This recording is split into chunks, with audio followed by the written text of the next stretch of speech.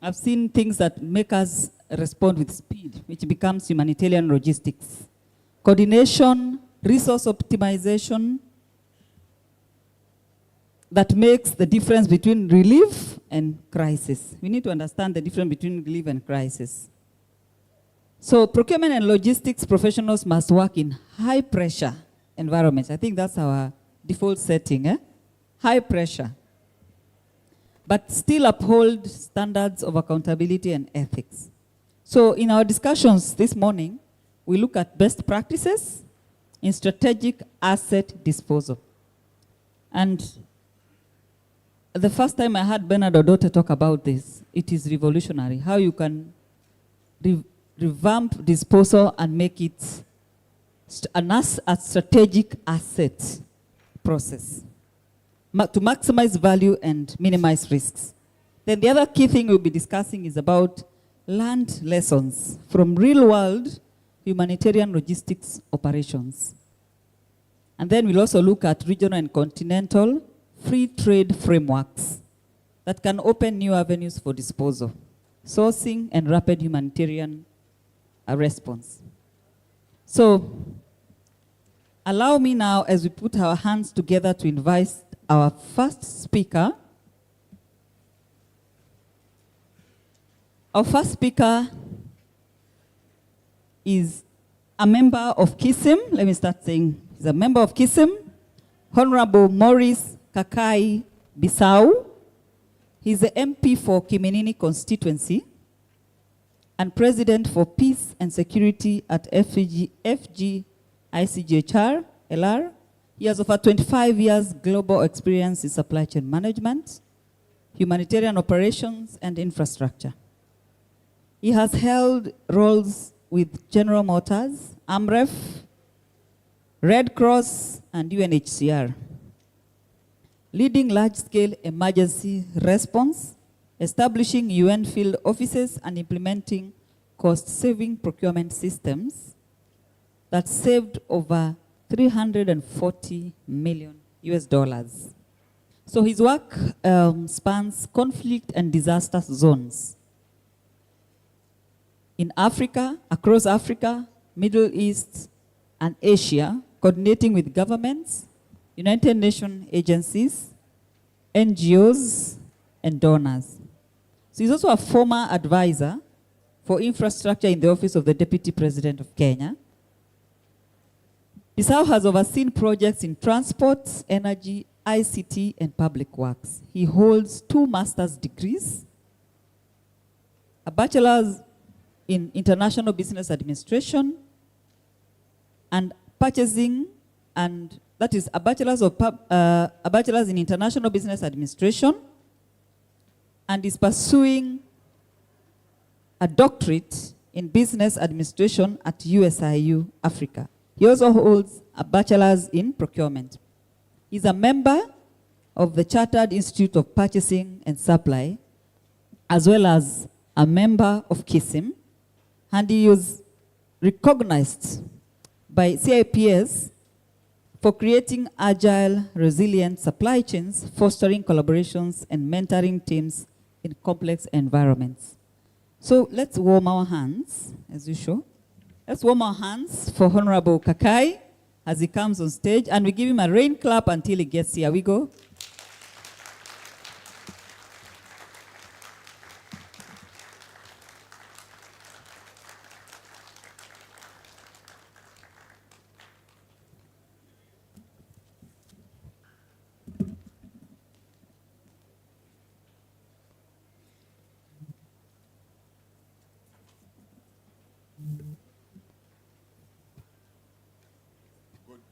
Everybody.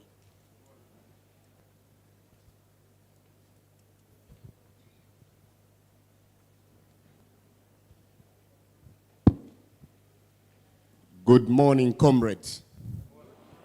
Very happy to be here this morning. And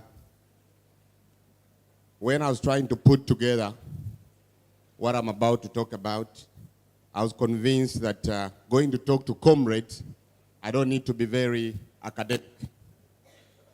And I thought that I should just come and we talk at each other, and talk to each other, and see exactly, having been in multi-sectors over many seasons, we try just to have a conversation and see, as comrades, where we could move.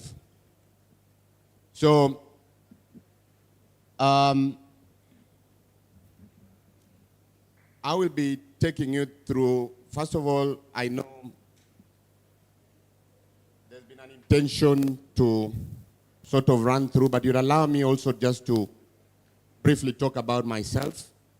And I'll also want to look at the supply chain function, the challenges, the structure, the socio-political, and most important also to look at the hypothesis. Where have we been, where are we, and where are we headed to? Also critical is I would like to look at the seasoned practical realities of this function. And what can we do also to elevate and also ensure that even as we are elevated as a function, we sort of maintain ourselves on the high table. Critical also, sitting here, I've had different professionals talk about themselves. I have seen Professor who was here in a very nice Kazneb shirt. You'll hardly find a supply person, giving that visibility. So those are some of the things we'll be looking at. And of course, key takeaways and tips for business, and again, a call for action. So in a nutshell, I have been across sectors: humanitarian sector, commercial sector. Locally, I worked for General Motors before joining ICRC, the International Committee of the Red Cross, where I was the head of the region, covering 11 countries in the Great Lakes and the Horn of Africa. I've also worked for AMREF as the head of supplies before joining the United Nations. My first assignment was in Afghanistan, when the Americans were trying to flush out the Taliban. That was my first assignment. A very broken supply chain, but you must deliver. So today, I convince myself that I'll not be very academic, talking about the 7 R's, the 10 C's. I said, let me just talk about the practicalities. And again, see how we can put our hands together and see how we could push the functions ahead. As it was said earlier, I'm CIPS. I'm also a KISIM member. First degree, International Business Administration, Marketing Concentration. I also have a master's in disaster management. After moving from the commercial sector to the humanitarian sector, I had to pursue those studies. Being assigned again to Geneva, I had to do another master's in advanced humanitarian logistics and management at the University of Lugano. I'm MCIPS as well, and currently just finished my coursework, and I'm doing my project for my doctorate in leadership and organizational change. Now, supply chain functions. It's a challenge.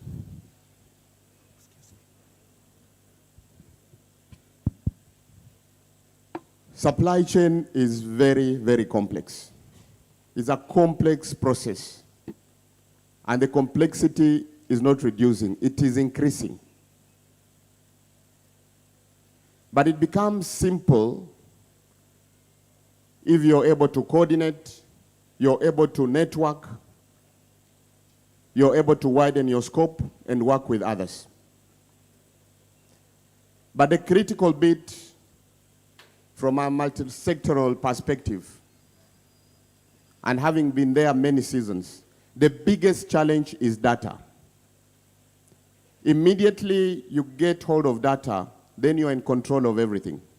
And data is not only within your organization or within your sector. An example, you're doing procurement in the oil industry or in the humanitarian industry. That data is not only enough. Go across and look for data all over. Now, what is critical is, again, you might have that data, but is that data reliable? Is it dependable? Can you depend on it on decision making? So yes, get the data, but let it be dependent data, and also get the WADA dightly. Sieve it, upgrade it, review it. That is very, very critical. And I'll give an example. Most of you are heads of procurement here. Your focus is mainly on the big ticket items.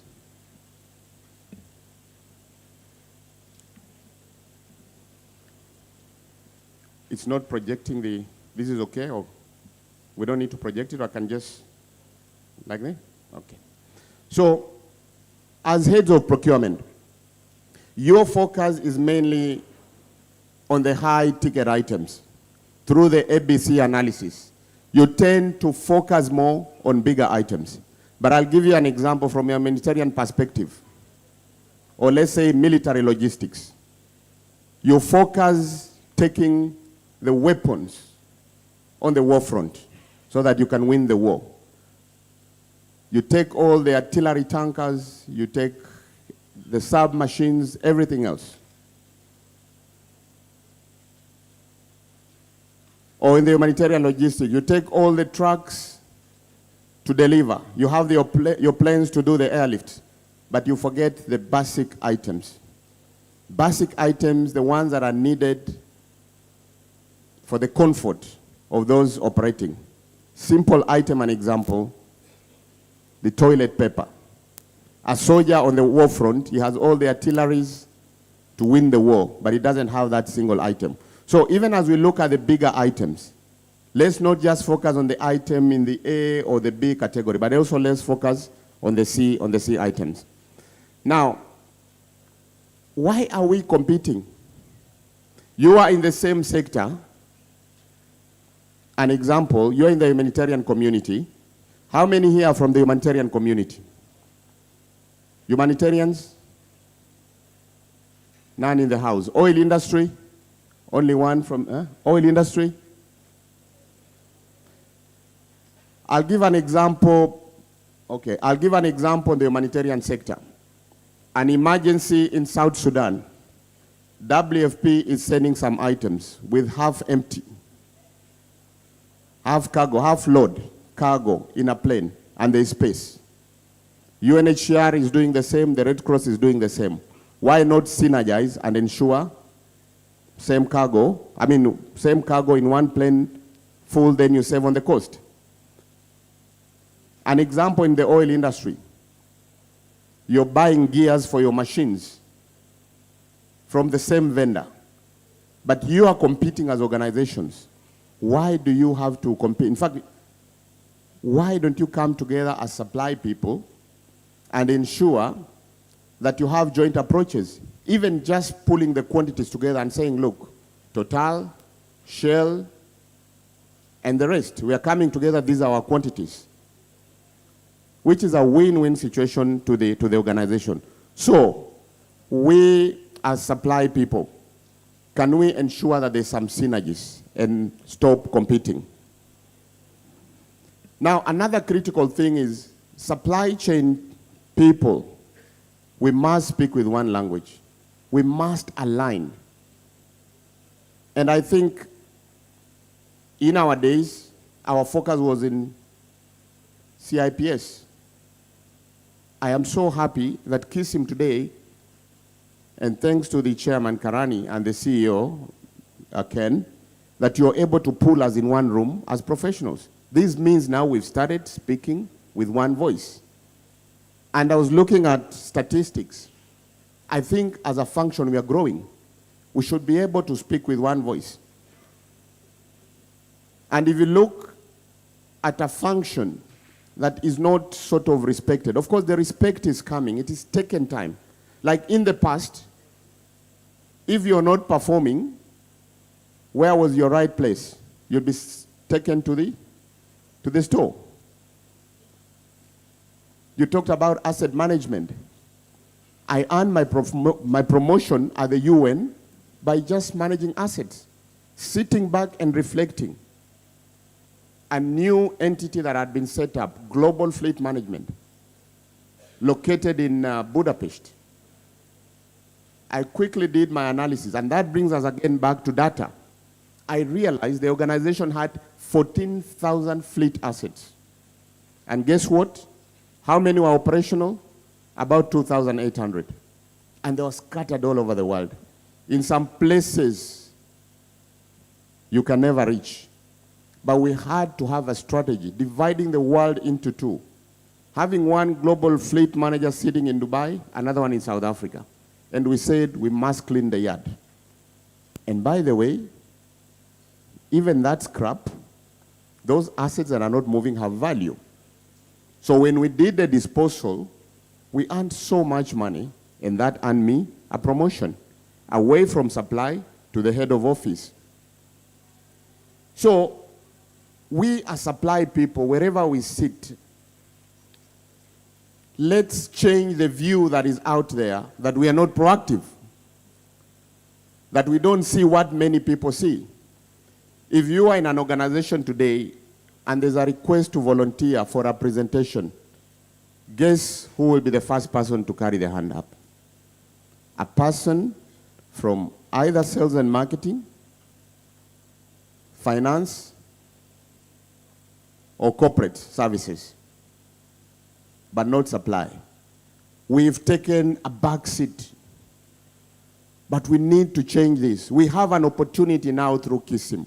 We are increasing the numbers. Let's network. Let's align. Let's speak the same language. This is the profession.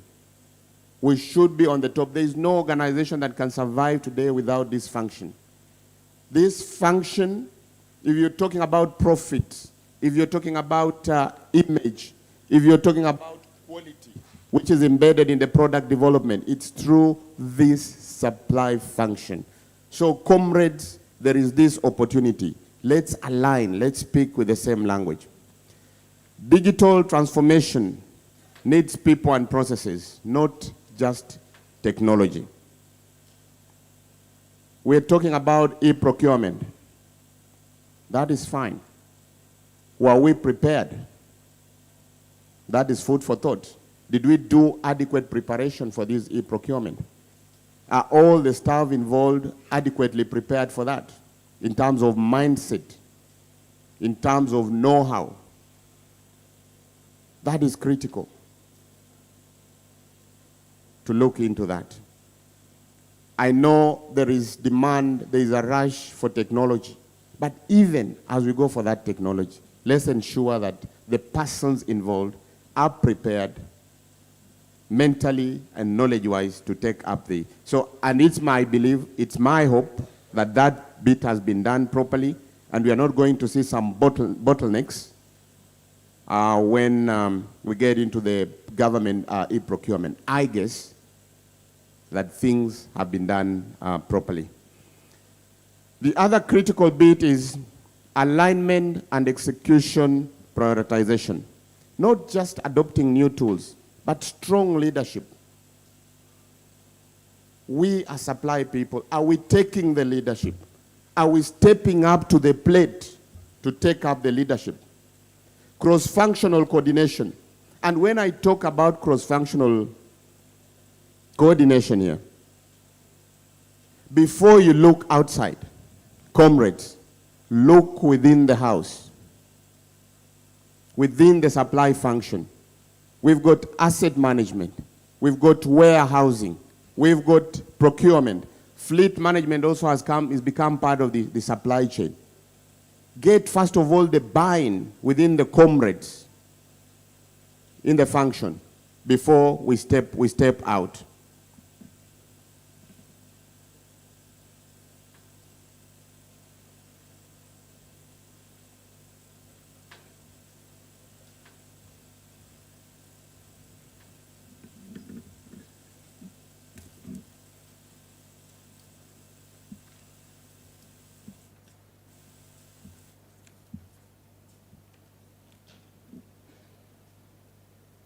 And just to warn you, for some of you who have never worked in hardship stations, I know most of you work in the capital, but having been a logistician in deep field, humanitarian, I was quite equipped. I had my printed presentation here. I can see that the machine has sort of frozen, but having been equipped, you know, I think we can still proceed.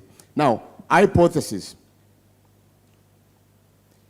Increased service delivery, satisfaction for an organization will be tied more to supply chain organization and staffing.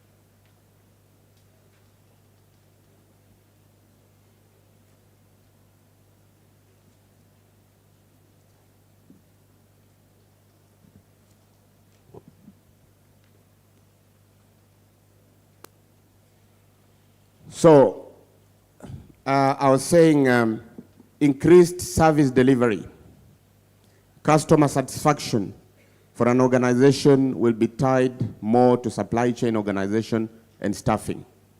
And I think this is the message for where I sit as a legislator, that we need to continue pushing into the heads of institutions.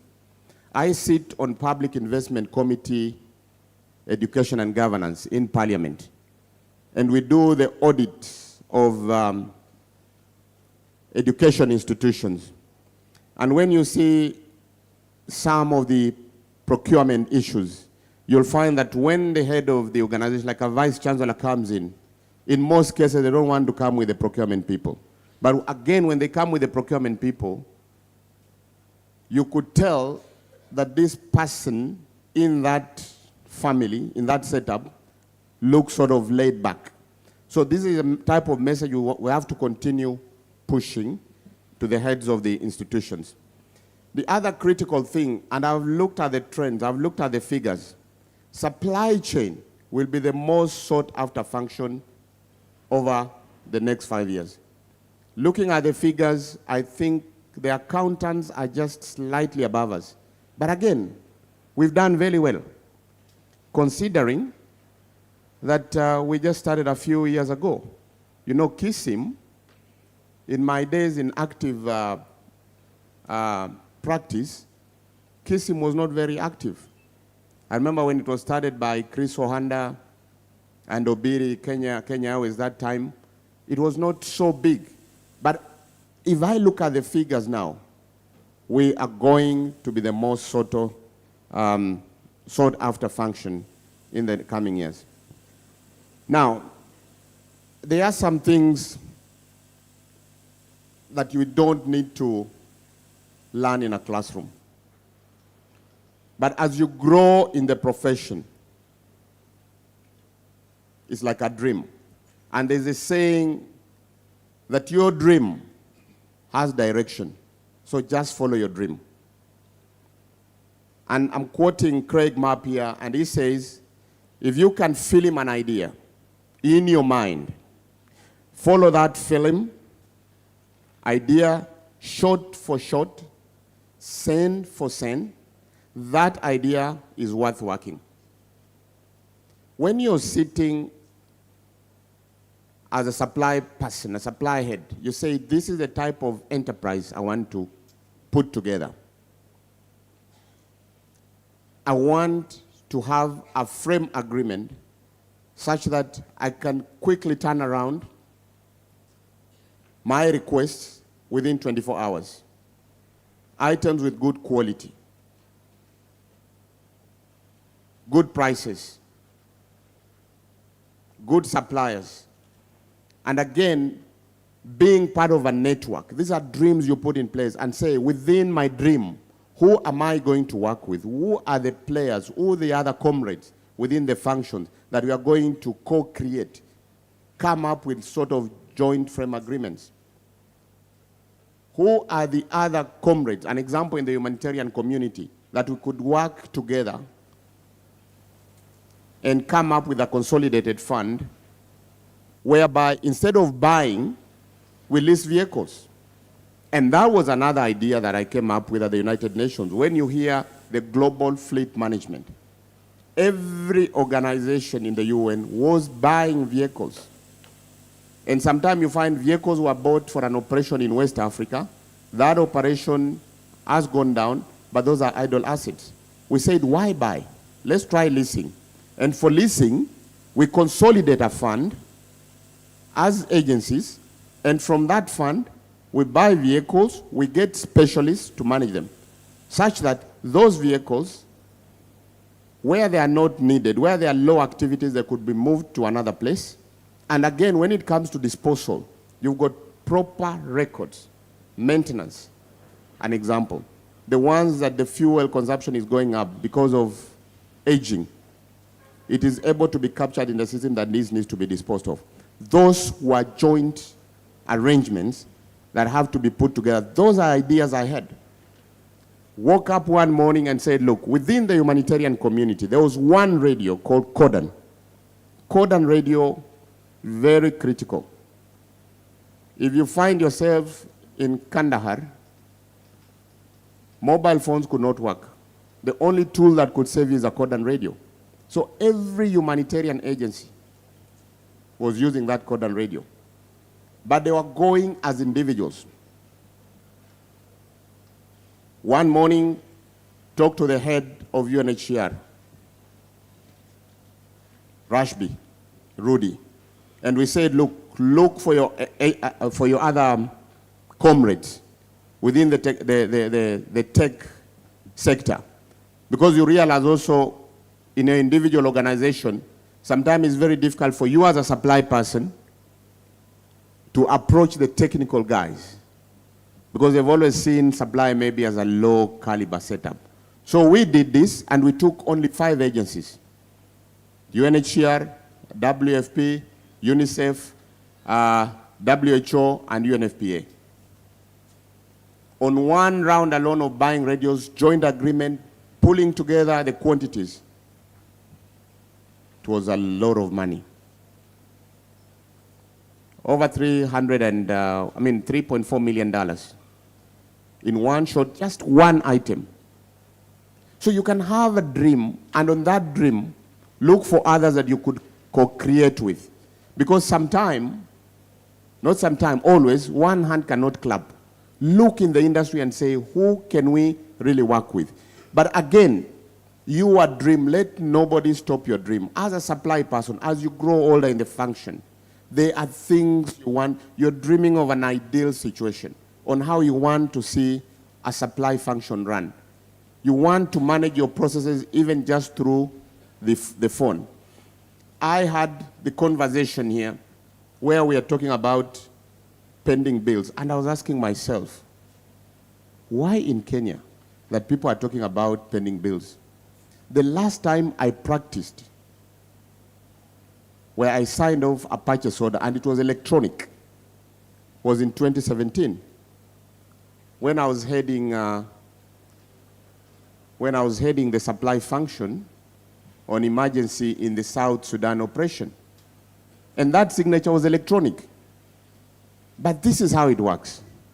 And I said you pick data and you see if that data is reliable and if it can help you. Within the United Nations, specifically UNHCR, they have a system, it's an Oracle-driven system, MSRP. There is no way a purchase order will go through if there's no funding. When a requisition is raised, it means there is funds encumbered. There is funds tied to that. It is that requisition with the funds that will enable that purchase order to go through. And again, it's done electronically. And that is where you've heard about telecommuting. You don't have to be physically in your office because you've brought in technology. To give an example, I commuted 150 kilometers every day. I was living in a place called Lausanne, 75 kilometers to Geneva, and back again. And there are days I worked from home. With my computer, so long as I have internet, I'll do that. But the point I'm putting across, there is no single day you'll find a purchase order going through, because if the money is not encumbered in a requisition, the purchase order will not go through, and even the payment will not go through. So the issue of pending bills, the issue of paying for non-existing projects should not happen. In fact, despite being your comrade, where I sit now as a legislator, it is criminal for an accounting officer to release a contract if there are no funds. Let the finance people worry about ensuring the funds are there. But for an accounting officer to release that, and I think maybe we need to legislate this. We need to legislate this such that, you know, we pick best practices from other organizations, from other countries, and we get out of this. Because this issue of pending bills have really broken homes. People have lost lives. Yes, the big boys, they are paid. But there's that small medium enterprise, and I think the point was raised by one of the comrades here. There are these small medium enterprises which are just upcoming. Most of them are operating on overdrafts. Now, if that person did the job and you divert that money to someone else, or because you wanted the project, then you say we look for the money to pay, that is completely wrong. So I think that is also a discussion for another day. But as your comrade, those are some of the things we are going to work on and try to fix. Now, how do we elevate this function and maintain it to the high table? We used to be down there. Now we are coming up. But even as we come up, how do we maintain there? Today, supply is also part of the discussion. We are on the high table. And I'm happy from some of the discussion I heard that we'll also be inviting the head of state in one of the functions, probably within the year, which is very good. Let them know that supply is there. There was a time when things didn't work within government. All supply people, I guess some in this room, were sent home. Why hasn't that happened to accountants? And sorry to our accounting colleagues. Why supply people? Why? Because we don't have a voice. So I'm so happy that now we are part of the conversation. Now, but the critical thing for us to continue being elevated and remain on the high table, we must know our stuff. We must be knowledgeable. Because nobody wants to deal with people who are not knowledgeable. We must be in control of the subject. We must be part of the development of products. We must be part of the solutions in an organization. We must be proactive. We must be the go-getters. Let not the marketing person come and tell you, look, this is what we want. And you're there, you're just tagged along. Let's take the leadership. Let's lead from the front. But most important, again, let's keep upgrading. And again, looking through the KISM, I see there are a lot of programs now. There are a lot of courses that helps us, you know, to be updated on what is happening. Visibility, individually and also as a community. KISM, CIPSs. Let's be proactive. You know, participate widely. Talk shows, legislation.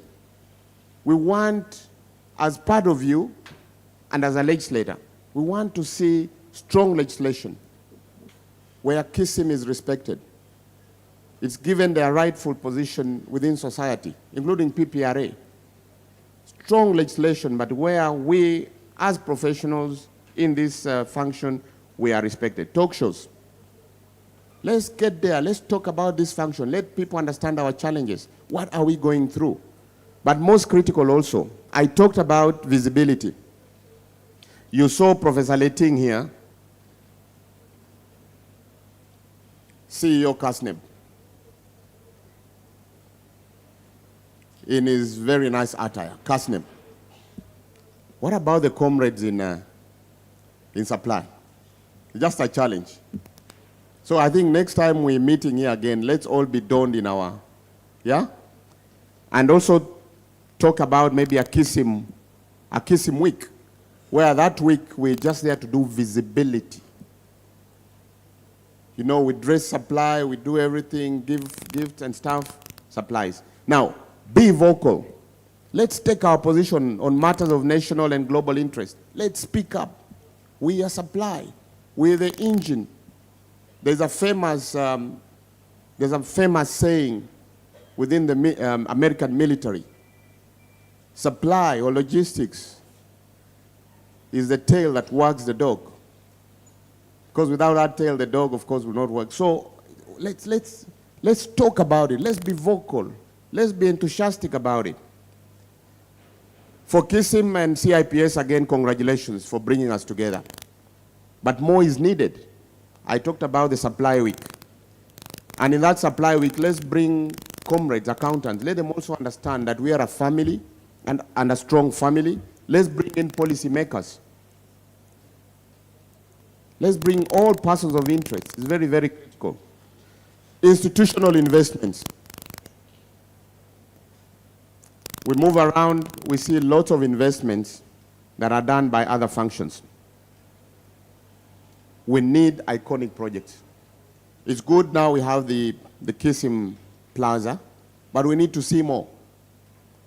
What's wrong with us also as a function, having our university, having our center, probably at the coast? It can be a breakaway for us, no?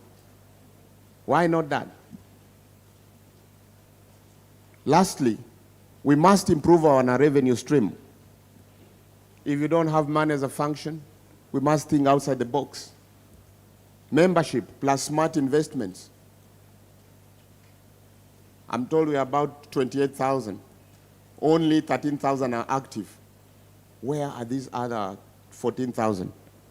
We must, improve on our revenue stream. Smart investments. Yes, we can.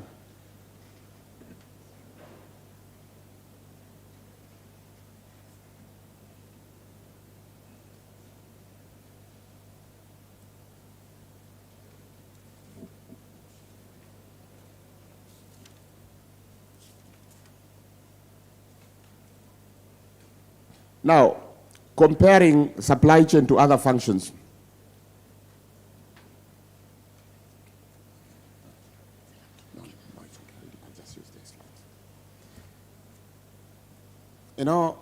I keep on comparing us versus them. We must work together because organizational delivery, organizational results, we need each other. But let's be honest. We are supply people, and this is the red flag. We are very limited in connecting, in creating, in customizing, in coordinating, in consolidating, collaborating, and even contributing. You'll go to a conference, a joint conference,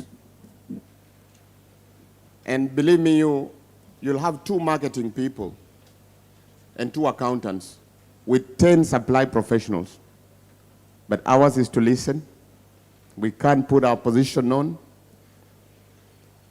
When it comes to our procurement approaches, the synergies, we're going individual. So can we change? Can we start connecting? Can we start co-creating?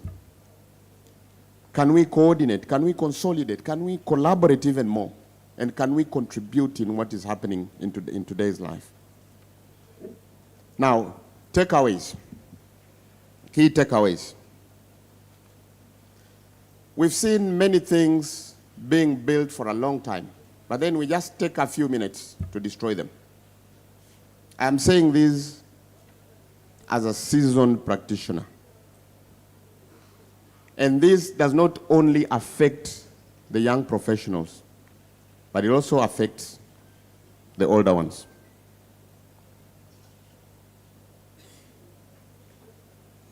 And quoting Warren Buffett, the CEO of Berkshire Hathaway, he says, it takes 20 years to build a reputation and 5 minutes to ruin it. If you think about that, you'll do things differently. One, as a head of supply, and I've seen several cases, we interact a lot socially, and especially from suppliers. And I've seen several careers being brought down because of this beautiful sales lady who comes in and other considerations are put aside and the tender is won. I have seen situations where in the sunset of a supply professional, an air ticket is paid for him and he ends his career. So guys, there are things you build over years. Don't destroy them in 5 minutes.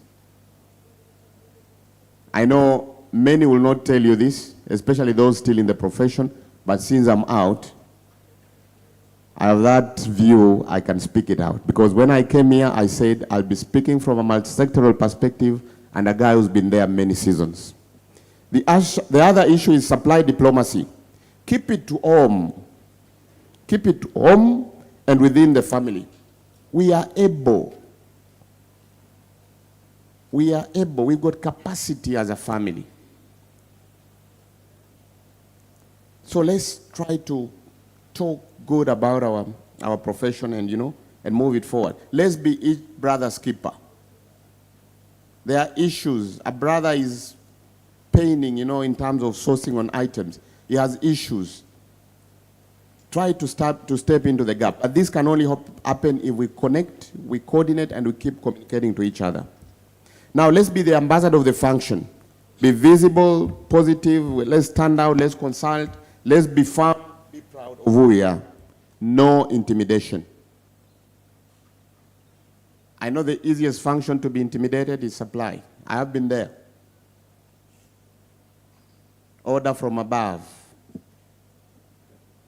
Move to vendor A, vendor B. We have processes, we have procedures. Be firm. Treasure the 3 C's, which is communication, coordination, and collaboration. And exactly this is what we are doing now. We are communicating through this conference. We are coordinating. We are collaborating. I'm sure from here, and as we continue having this type of setup, we are even getting more stronger and stronger. Now, from the legislative wing, as one of you, count on my support, both inside Parliament and outside Parliament. I will say it as it is. I will defend the function, but critical, most critical, let's be one family. I know there's a bill that is coming to the House. It had come, but we have to relook at it again. When you send a bill to Parliament and you give it to an accountant, because he's a third-termer, he doesn't understand our language. When he's trying to present that bill, and I realize that bill is not well packaged, I don't want to be the first one to shoot the bill that affects me and my comrades. And that bill must ensure that supply is at the right place at that table. Same to PPRA, and ensure that all regulatory issues are put in place. So I'll be there no matter what. I'll be one of you. And for tips for business is let's take risks to lead in supply chain innovation. Let's listen to customers or clients to learn what they need. Kissim, these are also the clients. Listen to them. Then things will be very good. Let's test whatever we have to test with customers until we get the products stroke services right. And critical one again is for the upcoming professionals, the young ones. Identify your mentors and work on the succession plan. I know there are young professionals here. You might have quickly ascended to be the head of procurement. You still need a mentor. So look for the mentor also as we work for the succession. Because you see, Chairman and I and many others, we are exiting. So we are here to mentor you. Now, call for action. Let's accelerate and scale up collective action for our profession for sustainable supply chains. Thank you very much.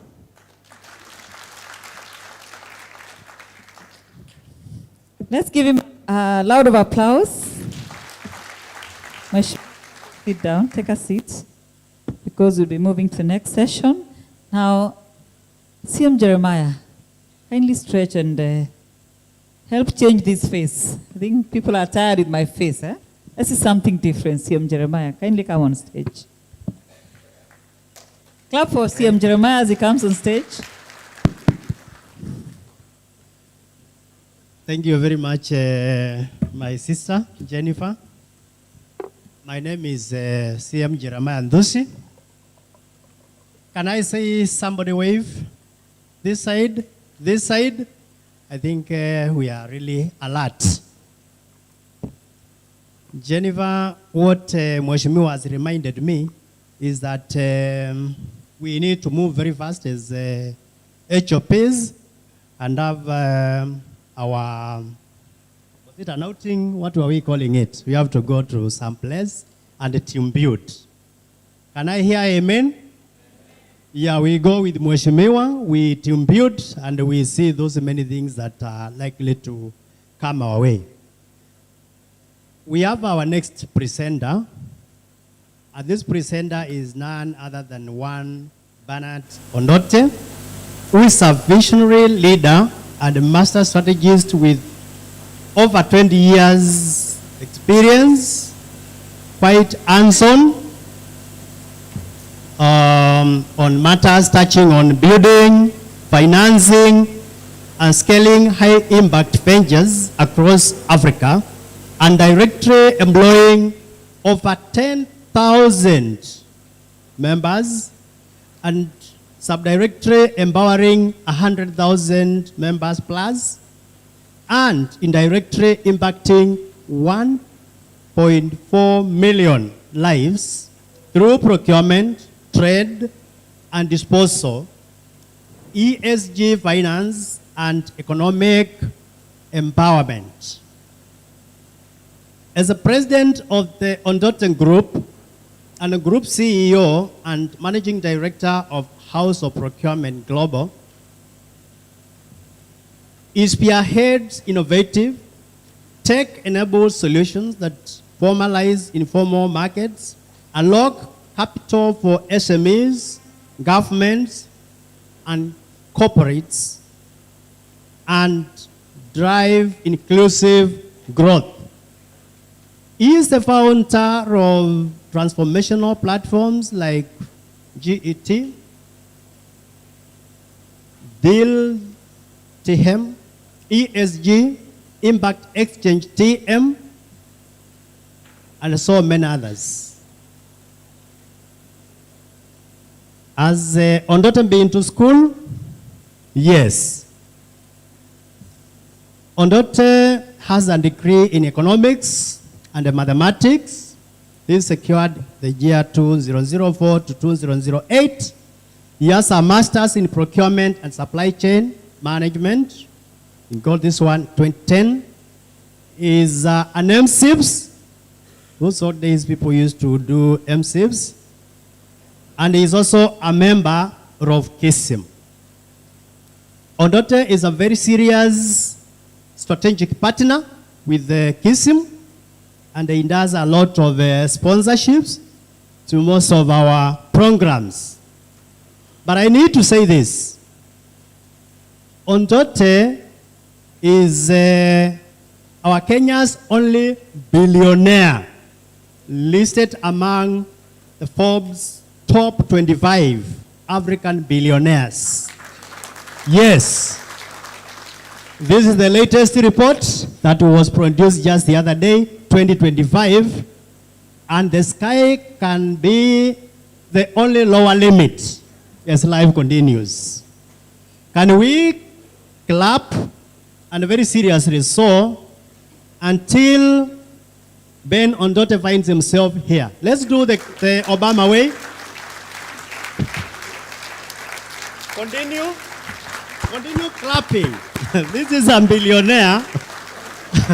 Do I need to say that he's less than 50?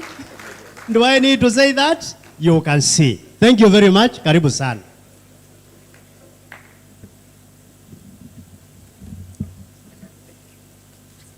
Good afternoon. And thank you very much, Ntusi. Thank you very much, Sirindi and Mheshimiwa.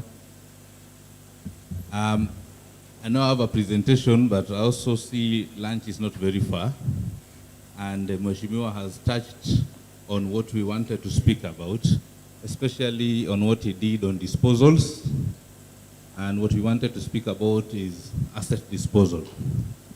And more importantly, when I was talking to CEO around including this topic, I said, you don't just buy. We buy to use the budget we have to secure as much as we can with the same or the little, so we extend the money. In private sector, we cost save. I saw my senior and mentor, Henry Nyang'or, is here. So Henry Nyang'or will be saving cost to impact profit, while in the public sector, Eve Shigoli will be spending as much as she can, but to get much more, to do much more, to offer more service. But as much as we are buying, both for Henry Nyang'or and for Eve, there's disposal. So for Henry, he has to retire towers. Each asset has a life. So there's a certain life that he has to retire the towers. But he doesn't just want to retire them. He has to make some money back from those towers because they still have value. And for Eve, she also has to retire some assets. I know the port has a lot of assets to be retired.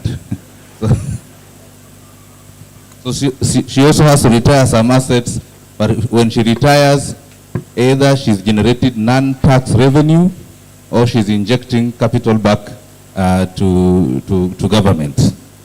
So critical on asset disposal, you find universities, we have University of Nairobi, for those alumni, you have assets worth 214 billion shillings, but your debt is 14 billion. And I'm sure we've seen also Nairobi Hospital almost being told is going on insolvency, and their assets are worth hundreds of billions. Some of these assets are old, underutilized, obsolete, non-core. So the university has a beach land in Malindi. So I've been asking them what they intend to do with that beach land in Malindi.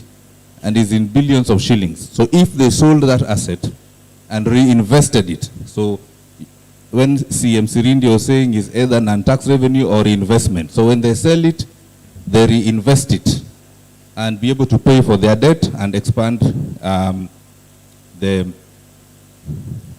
university operations. So about 50 to 100 billion a year is wasted on maintaining these assets. The capital locked is 15%, 20% more. We lose a potential in Kenya of about 300 to 600 billion a year. Now, I have visited DG several times, and to strengthen the use of PPRA agents on disposal. Because what's our role as procurement people is to impact. Impact when we are buying, and then impact when we are disposing. And I told the CEO, KISM must have members who generate revenue for government or for the institution they are in. So we are sitting with assets which can generate revenue either for non-tax, because if you are in a ministry or you are in a county or you are in parastatal, you generate revenue. Or for reinvestment, which is, we have, Posta, for example, has a lot of assets in very posh estates. I also found in Roslyn and in Spring Valley and in Kitusuru, National Cereals Board has a lot of assets there. So I keep on wondering, when are they going to build a silo in Kitusuru? Rather than dispose. But they will owe some people fertilizer money for subsidy, right? 5 billion or something, but the assets are worth more than, are you seeing the logic? But who has the power? It's the procurement. Because when you do procurement and disposal planning, so when we were registering for agents, we said, okay, there's a procurement guys, but there's nobody doing disposal. But I was saying, but if you look at your procurement plan, you also have a disposal. So why do you have a disposal plan? What are you trying to achieve? You are trying to achieve money, appropriation in aid. So I went to sit with the budget committee and say they should meet KISM and PPRA and say, how are procurement people going to contribute in the increase in A? And that's our role. Now, for those who are agents or those who are going to become agents, those who want to retire, change careers, I've seen the scale of fees for KISM. There is 3.5 to 6%. If we dispose 100 billion a year, what is that in 3.5? What's 3.5% of that? 3.5 billion.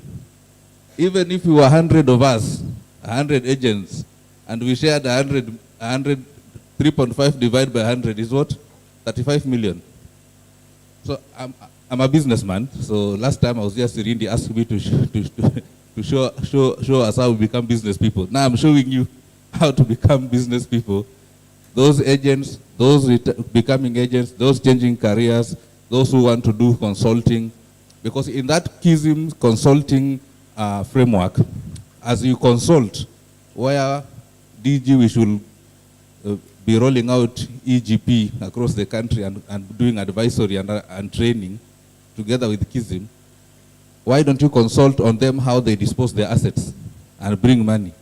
What they need more is money, right? What we need more is money. So as you're consulting and advising, you also dispose. So you register as an agent with PPRA, we follow the procedures, then we advise the organization we work for or we consult for on disposal. So for those who will be agents, in Tusi, 3.5 billion divided by 100 is 35 million. So 100 farms making 35 million as just one line of revenue. This is just the opportunity that you've left out there. So some of the assets are well known. You have vehicles, machinery, ICT. Because for example, ICT itself in terms of disposing it is a key environmental issue. But also it has an age. The other thing that we must also sort of look for is once we dispose, first, why should we dispose? What is the consideration? Is it obsolete? Is it non-core? Is it underutilized? Is it outdated? But once we dispose, because sometimes it could be outdated or non-core or just underutilized, and we need to acquire another. How do you acquire? Again, I heard Mheshimiwa say around off-balance sheet acquisition, which is leasing. All the police cars, most of the police cars are leased. And I think per accounting regulations, public sector leasing is still off-balance sheet. So it doesn't go into the national debt. The guy moving the slide can continue moving them as I just speak around it. So it's very important for us as head of procurement to take asset disposal as a core delivery area, a very core delivery. People in healthcare, for example. In healthcare, disposal is a very big business. In Kenya, it's a 56 billion shilling business in healthcare. But people in healthcare, we focused on procurement, but the disposal has a lot of health concerns. How do they dispose hazardous items, old machines? And I'll give you an example. In Dubai, after 4 years, all medical equipments are disposed. They must be exchanged. Where do they go? While in Kenya, we have medical equipment that are, 15 years and above. So what we can do, and for me as a procurement agent, what I've done, I have signed with Dubai to dispose to me, so that I dispose the ones in Kenya and sell them the 4 years old one. I'm giving you ideas, but I'm also telling you the impact you have, because all of a sudden, we have newer equipment in hospitals. Even if you are going to dispose police cars, when police do new leases, they end the previous lease, they know the lessor is going to make money from the old vehicles, and they use that one to reduce the repayments for the next lease. It's happening. National Treasury guys are here. It's happening. 2,000 cars, 3,000 cars. British American Tobacco does not own anything in their office. They don't own this chair, not the carpet, nothing. All are leased because they are not in business of owning computers. They're in business of making cigarettes. And even East African breweries does not own their building, their office anymore. And last week, we had a chance to talk to some big bosses, and we said, maybe one thing to do to rejig the economy of Kenya is to decentralize headquarters. Take healthcare somewhere in Kisumu, agriculture somewhere in mountain, all the PSS scatter them. Then they ask, what do we do with the offices in Nairobi? You dispose. Yes, to private developers. If you look at CBD, you rarely go there unless you're going to a government office. So, yes. So this is the power that you have as procurement agents. So some of the things we can do is, of course, asset audit. I don't know if you audit your assets. I don't know when you last valued your assets, because not everything is scrap. I know people, when they dispose assets, they sell. There's a sugar factory that is public that we used to buy scrap from them so that they pay salaries every month. And we did that for 2 years. It's terrible. Valuation is important. You should have a disposal strategy. I'm not sure if any of you has a disposal strategy, because you have to determine how do you dispose. Is it age? Is it technology? What is determining how you dispose? And I'm not sure if Treasury has a policy around a disposal. So, but then, as a head of procurement, you must have the same way you have a procurement strategy, you must have a disposal strategy. Then you use us as agents so that you avoid the murky, what we call the religious or normal disposal. Reserve price, which I don't know how you determine the reserve price. And then you say, as long as we meet the reserve price, we are out of this. But for me, you give me a challenge, because you will not pay me. I'll pay you. I will dispose, make money above your reserve price, make my commission, and give you back your money. And we can even do an MOU. If your reserve price was $1 billion and I sold at 1.5, net my 3.5%, I think, Chairman, is 3.5%. I will give you the balance 50-50. We can make that arrangement. But I'm also telling you as professionals to be selfish, so that, because all of you are now at the peak of your career, I expect you to become agents. So start preparing to give your fellow professionals business as agents. It's very important that because accountants give each other, they leave accounting, they become auditors. Who audits the other? It's accountants, yeah? So they give, if you're agent and you are compliant and the process is compliant, how we do it, why not? So that's a challenge that I have for the team. So when to dispose, one of the key things to know when to dispose is when maintenance cost exceeds operation value. So this is very heavy in the public side, but also if you do your spend audit and you just look at your maintenance costs, when maintenance already exceeds, then you know you need to dispose. So just a final one, which I touched on earlier, is that focusing on the procurement PPRA agents, and I'm pushing this because when I'm talking to head of procurements, either you become a director or a PS, or you become an agent. So, so yes, because either you go become a PS, or now you become an agent. One of the things in the consulting business is that the PPRA agency badge is very powerful in the private sector, not in the public sector. I'll tell you how. So for me, I go to a big Indian-owned company, and the first thing I tell them, I'm a public procurement agent. They take me very seriously. So I'm trying to show you the power that you have. I'm a KISM licensed practitioner and a public procurement agent. They take me, they give me businesses from from MRM to Rai Group. They give me. So I want to tell you that it's not only, of course, the EGP is a good thing to do to roll out, but it's not only in the private sector that what you do matters most. They take you very seriously in the private sector, and the private sector is not only the multinationals, because potentially the edible oil you eat, no multinational produces it. It's all Kenyans who produce it. So know that you have a lot of power around the consulting. So I'm encouraging you to join the farms, the KISM consulting framework, because that's when we will support and extend and be ambassadors for the procurement professional. When we go to the private sector factories, when we go to the telcos, when we approach Nyangor in American Tower, that's how we extend the power of procurement and give procurement the image and the power it deserves.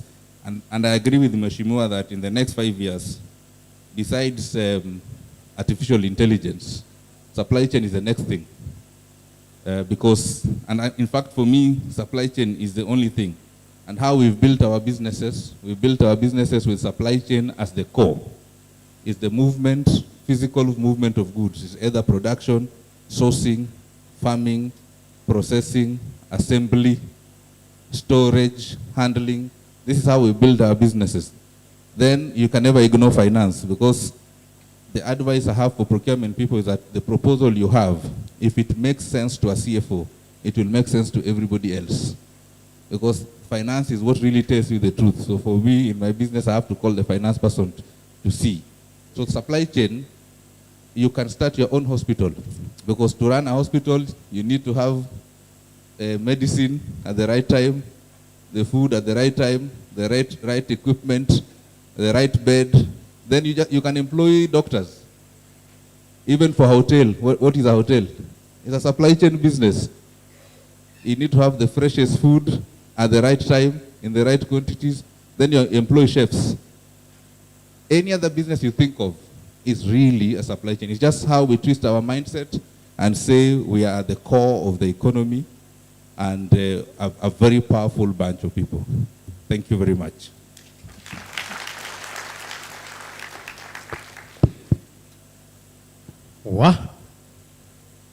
Mumesikia.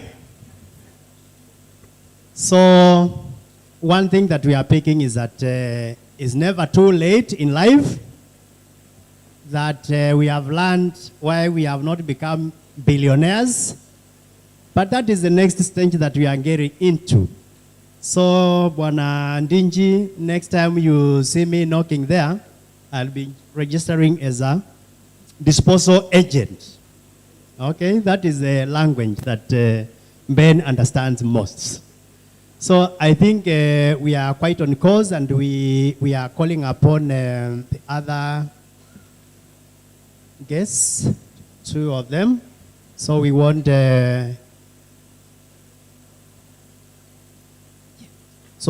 to invite Jennifer so that we can now proceed from there. Thank you very much. Thank you. Let's give a clap to Odote. Who doesn't want money? Who wants money? Let me put it positively. Who wants to be a billionaire? Some of you want to remain poor. You don't like money? You know, somebody once told me that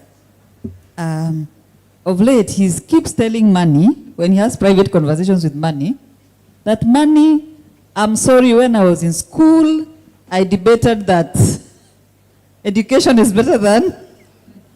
Anyway, but umeona pesa itaki kelele, si ndio? I was struggling to hear what Odote is saying. Pesa itaki kelele. But we have heard. And I'm sure these are the people moving Africa from supply chain. Maybe he hasn't told you he was also a buyer, a procurement officer. So, and we can always, but most important is not about the money. It's creating impact. Cindy, that's what he has said. So we'll go into discussion before we break. But before that, could I ask us to stand up? Just stand up before we go to the question and answer. They say that the chair is among the worst killer in the world currently. Yeah? So just stand up, Put your hands up the farthest you can go. And lift your legs as well, the farthest you can go. Then ask you to yawn in your mother tongue. You can yawn. You can stretch. Thank you. Then we can go down. Ensure you touch your toes. If you are well endowed here, I'm sure you cannot.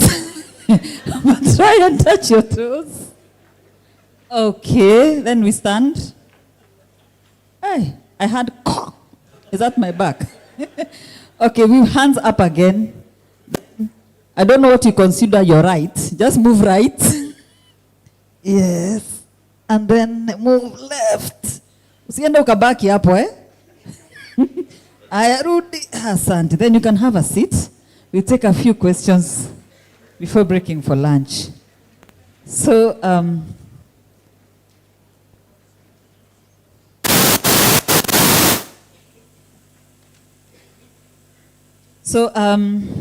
before I ask my first question, maybe I'll ask Sim Jeremiah.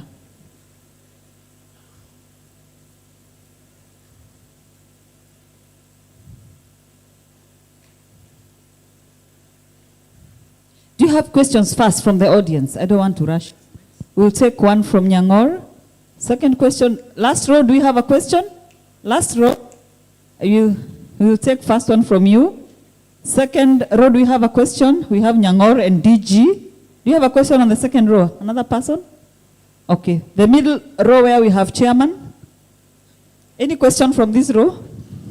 Yes, we'll take. Is that Macau? No, I don't know. I can't do. The gentleman there. This row we have Wamidi and the gentleman. Then finally the last row, we'll have a question from the back. So in that order, tafadhali. So let's get the first question. Yes.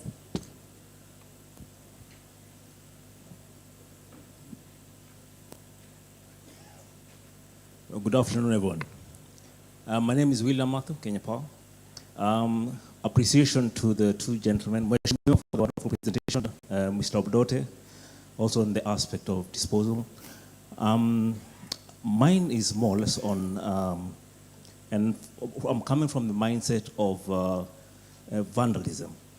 For us, as an entity, we are trying as much as possible to control, especially how our scrap leaves the organization, to ensure that we do not enhance the challenge that we are facing, especially for our infrastructure.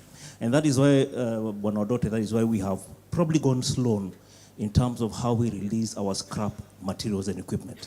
I can, from your presentation, you have alluded that there is a consultation more or less with the regulator on how even the agents will be working going forward with regards to how they'll be able to uptake and dispose, so that we do not seem to also support the ongoings in terms of loss of equipment, especially with our infrastructure is concerned. So what is in place to ensure that we're able to control that aspect? Are we ensuring that also those agents will ensure that we do not have and continue to lose our infrastructure, critical equipment, so that at least we're able to sustain the service that we're giving out to our customers? Thank you. Thank you. There was another hand in the same row. Oh, the hand went on. Okay, we go to DG. And then Nyangor in that order.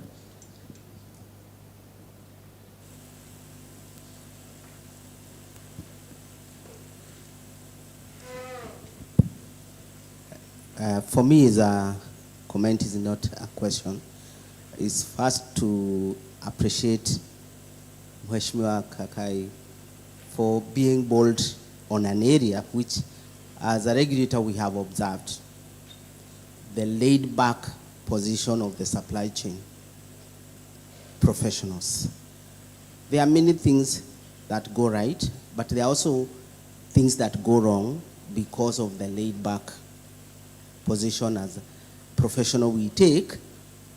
And I say this because the users even say our procurement professionals will keep quiet, and what they say, tutakutana kwa professional opinion. Let's not use the professional opinion as a tool to exercise what you ought to have collected people at an early stage. And it's an area, it's a concern. And I appreciate for you even moving to that space of politics, which you find also very few of us who are willing to take it, where we need to be on the table as we chart the way forward of this profession.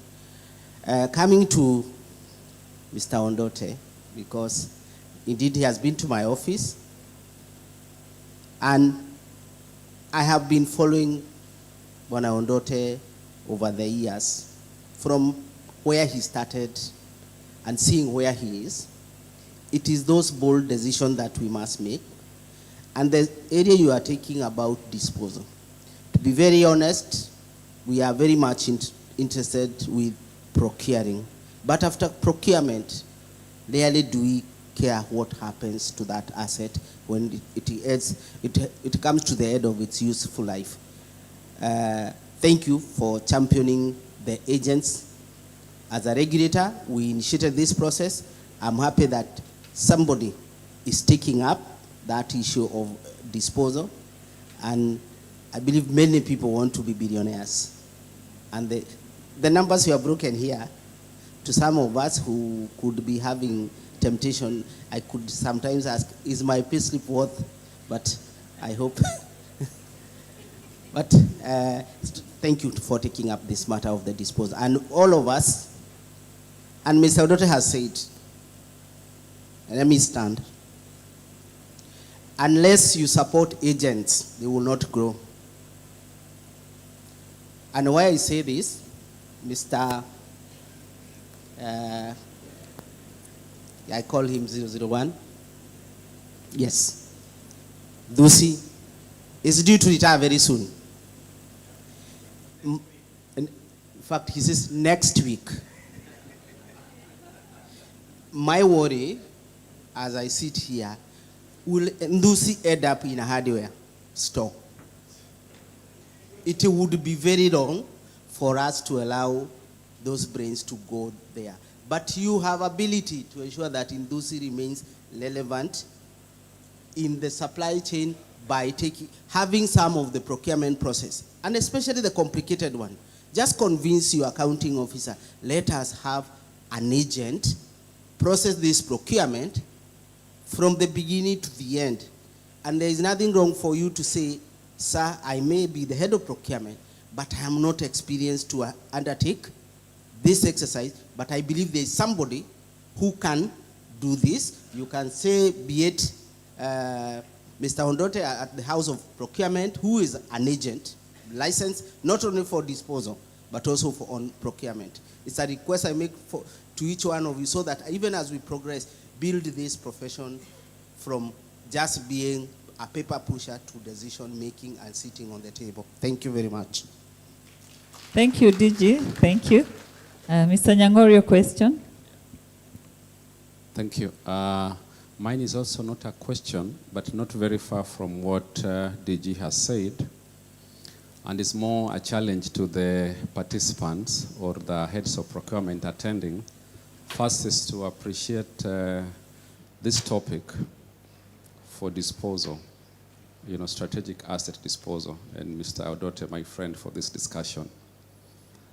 We've had a conversation for a very long time as professionals around the influence of supply chain practitioners. It started initially that in the private sector, we need to report to the CEOs, and in the public sector, we need to report to the accounting officers. There's even been conversations why we are directorates and not DGs. But the bigger question is, what's the impact, what's the influence, what's the value that we are bringing to the table? And that has to be demonstrated, as Mr. Odote has said. If you think about it, what are we doing within our space and the existing regulations? Now, if you think about disposal, it's connected to the budgeting and it's connected to the wastage that we have in the public service. We are overpossessed with buying new, as the DG has said. We are overpossessed as a culture. It's in us. But we are positioned to ask the right questions, because when we have, say, new PSS coming in or new officers coming in, and the building is not changing, and we are budgeting for new furniture, new IT equipment, we are budgeting for new vehicles. The bigger question is, where are the ones that the previous occupants were using, where are they going to? And that's not a conversation that's taking place in many offices. And even when you speak to practitioners and professionals, the policy and the act is very clear. It is public procurement and asset disposal. But many of us see ourselves as procurement people, as buyers, and very less as disposal facilitators from the government. Who is going to trigger this conversation? And I think it is us who are in the room to influence change. The conversation is now about the value, the impact, and the legacy. Yes, it's good to be a billionaire. That's a good thing to have.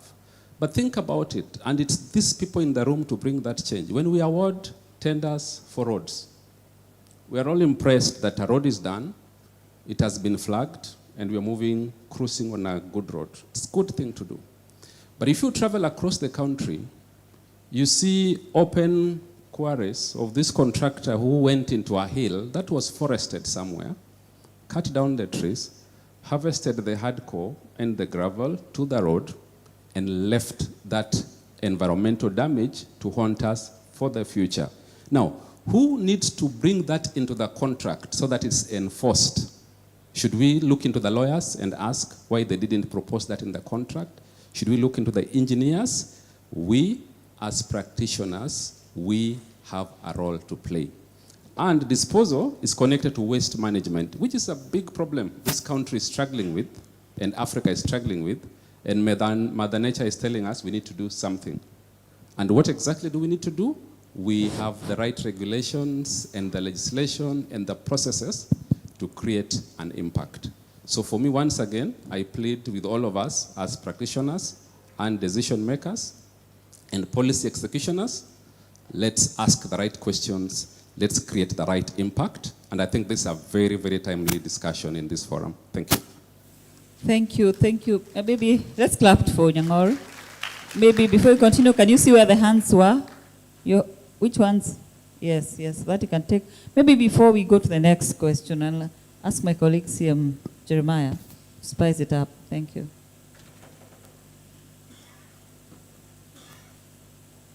Thank you very much, Jennifer. I think based on the extensive exposure with our experts here, we need to ask this one question that is cutting across. What procurement and disposal opportunities arise from regional free trade agreements, such as the African Continental Free Trade Area, and how can our local businessmen and women position themselves to benefit from such kind of initiatives? Thank you. Panelists, you heard the question. And even as they're preparing to answer that, maybe you could bring in, there's somebody very important who's not with us here. You could bring him on board. Yes, ladies and gentlemen, we were waiting for a guest from South Africa, one Daniel Peckholz, but he has managed to send a representative. We have Nelson Oluochi in the house. Could Nelson walk forward? This is an expert who has a lot of experience, especially in handling large infrastructure projects, and will be able to benefit a lot from the wealth of experience that Nelson has. And most importantly, it is because of the record that he has been able to set in getting what you call audit clean outcomes and a lot of measurable cost saving initiatives. He will be able to share that kind of experience. Thank you very much. Thank you, thank you. So, Mr. Adoto, you can take the question on African Free Trade Area.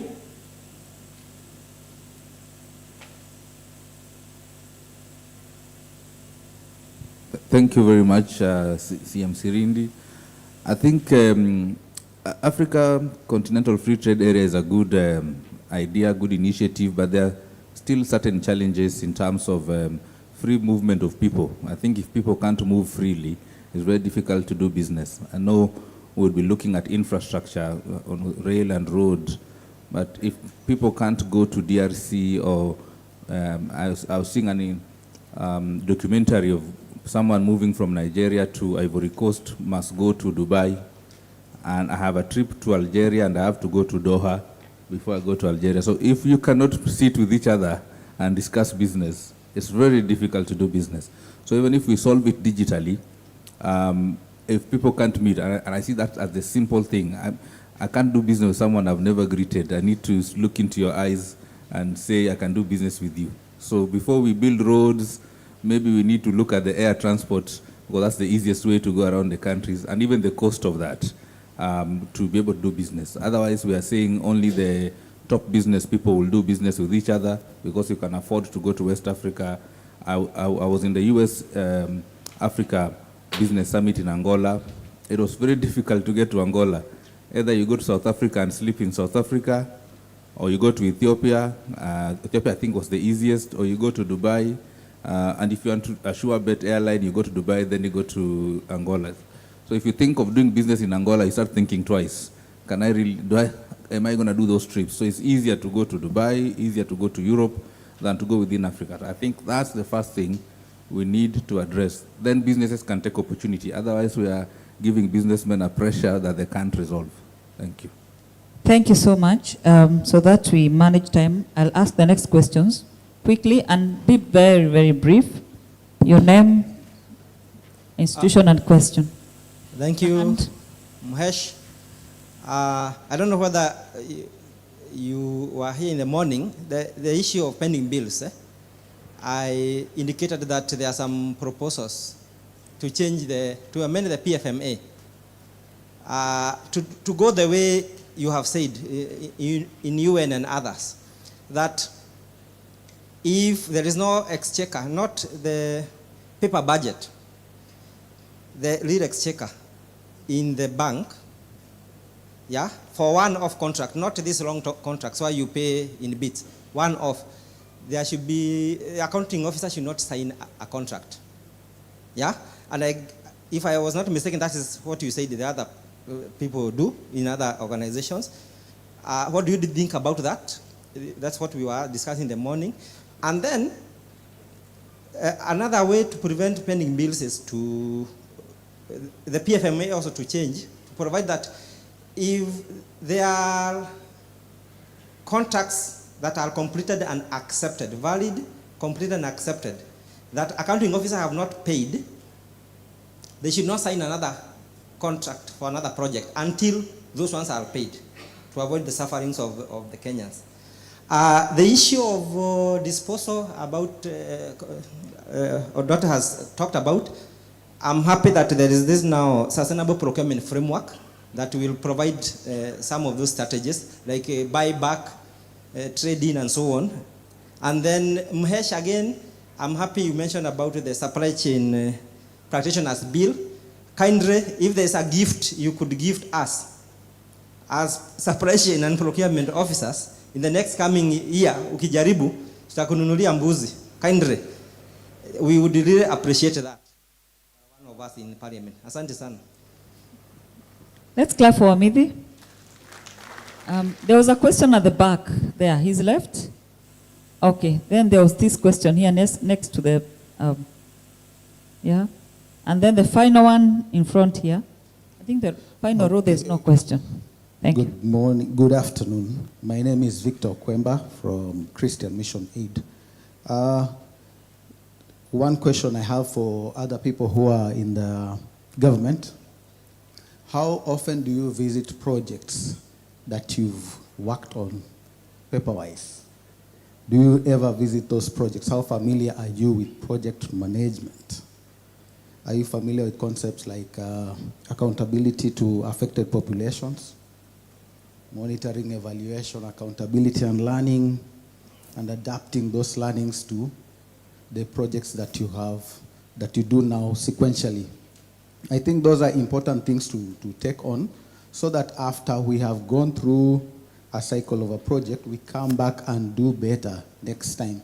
Because it seems like what Wale talked about, most of what we do is just repeat what we have done before and then leave it at that. Someone else pointed to contract management, which means that someone needs to follow up and see that the contract is performed properly until it goes through.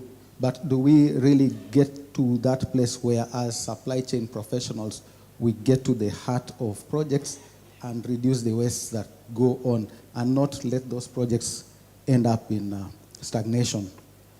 Conflict-sensitive programming, ensuring that whatever we do within our work, how does it create conflict between other departments and us, or even the beneficiaries? We also have to think about those things.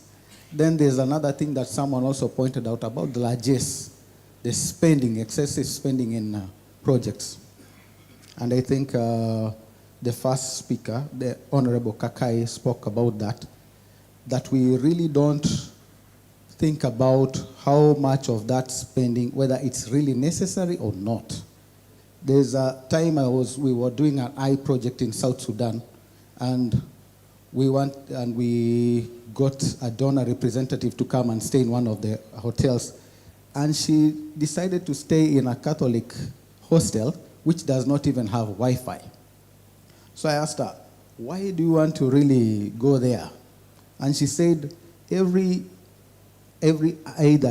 cent that is saved is going to save an extra eye.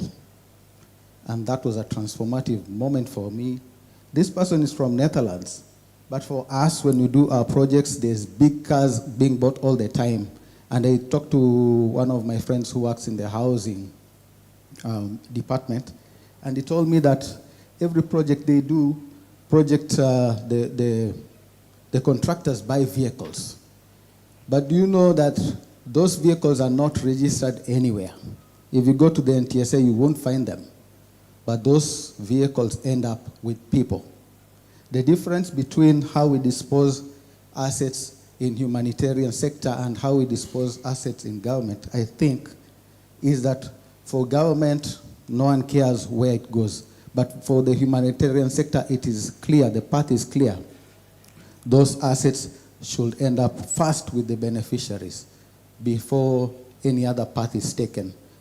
That is something that needs to be taken into account. So reverse logistics is something that we need to think about. Odote talked about it in a broader way, but it's what is at the core of making sure that assets get disposed of in a sensible way, in a way that they can be recycled, reused, repurposed, every other way. So let's take care of reverse logistics as well. Thank you. Thank you, Okweba. We'll give a clap to Okweba. Final question at the front here. And yeah, final question. Thank you. I think I was coming first. Mine is about centralized procurement, as Mheshimiwa had gave us a very informative presentation in it. And my question was, how do you do centralized procurement versus as opposed to fragmented procurement? Because centralized procurement brings in value for money across entities that are operating in different legal and regulatory frameworks.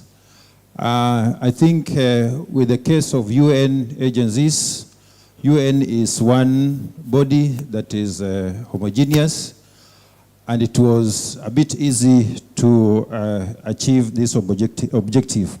But for agencies that operate in different legal and regulatory frameworks, I'm talking this in regard to our diplomatic missions spread across the globe, and I know, Mheshimiwa, you have been to many of them.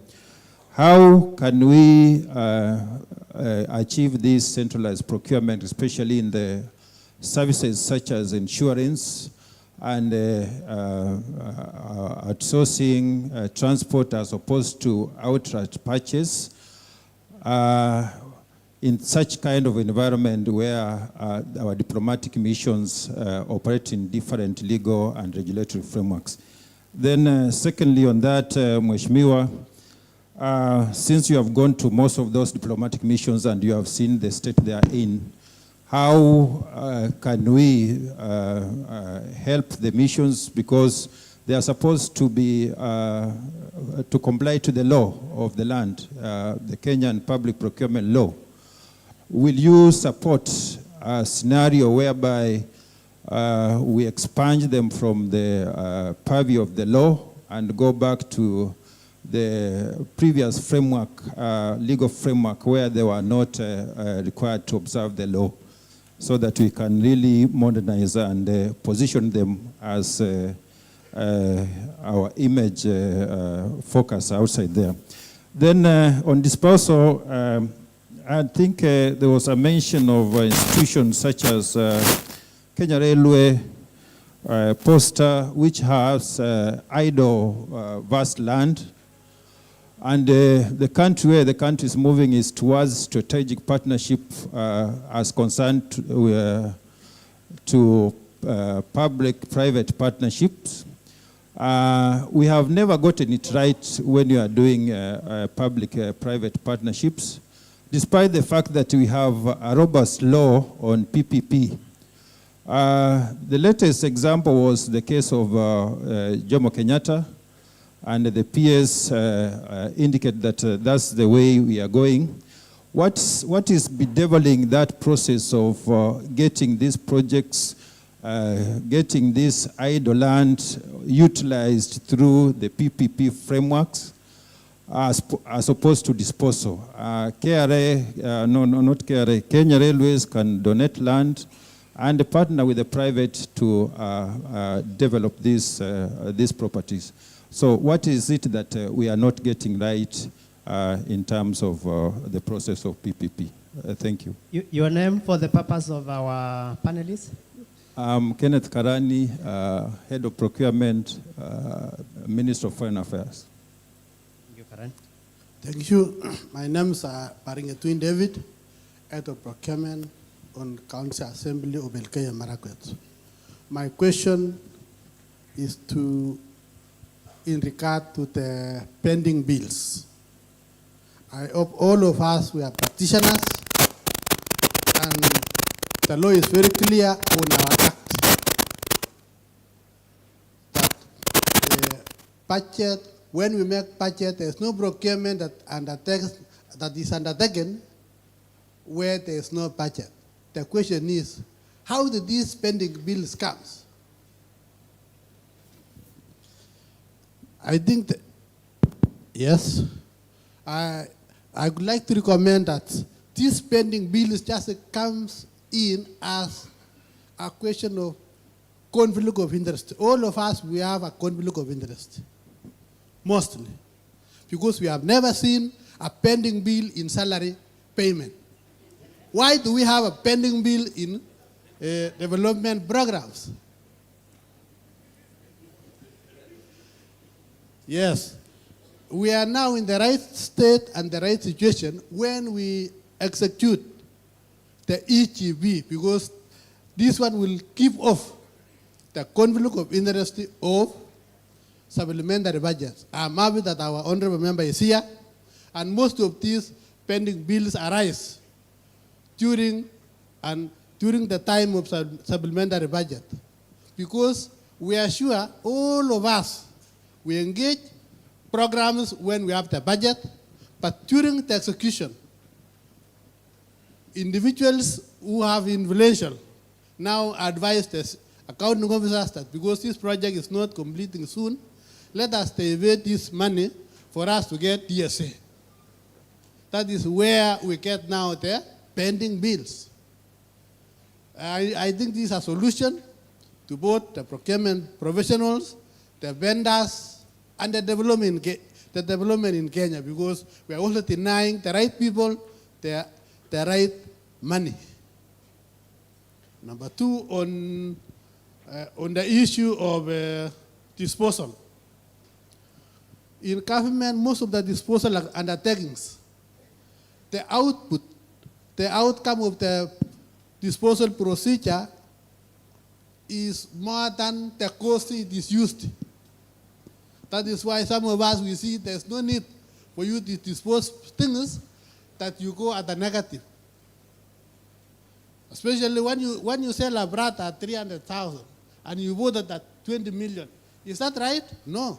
But due to influence and whatever, you will find a TX Prado being sold at 300,000.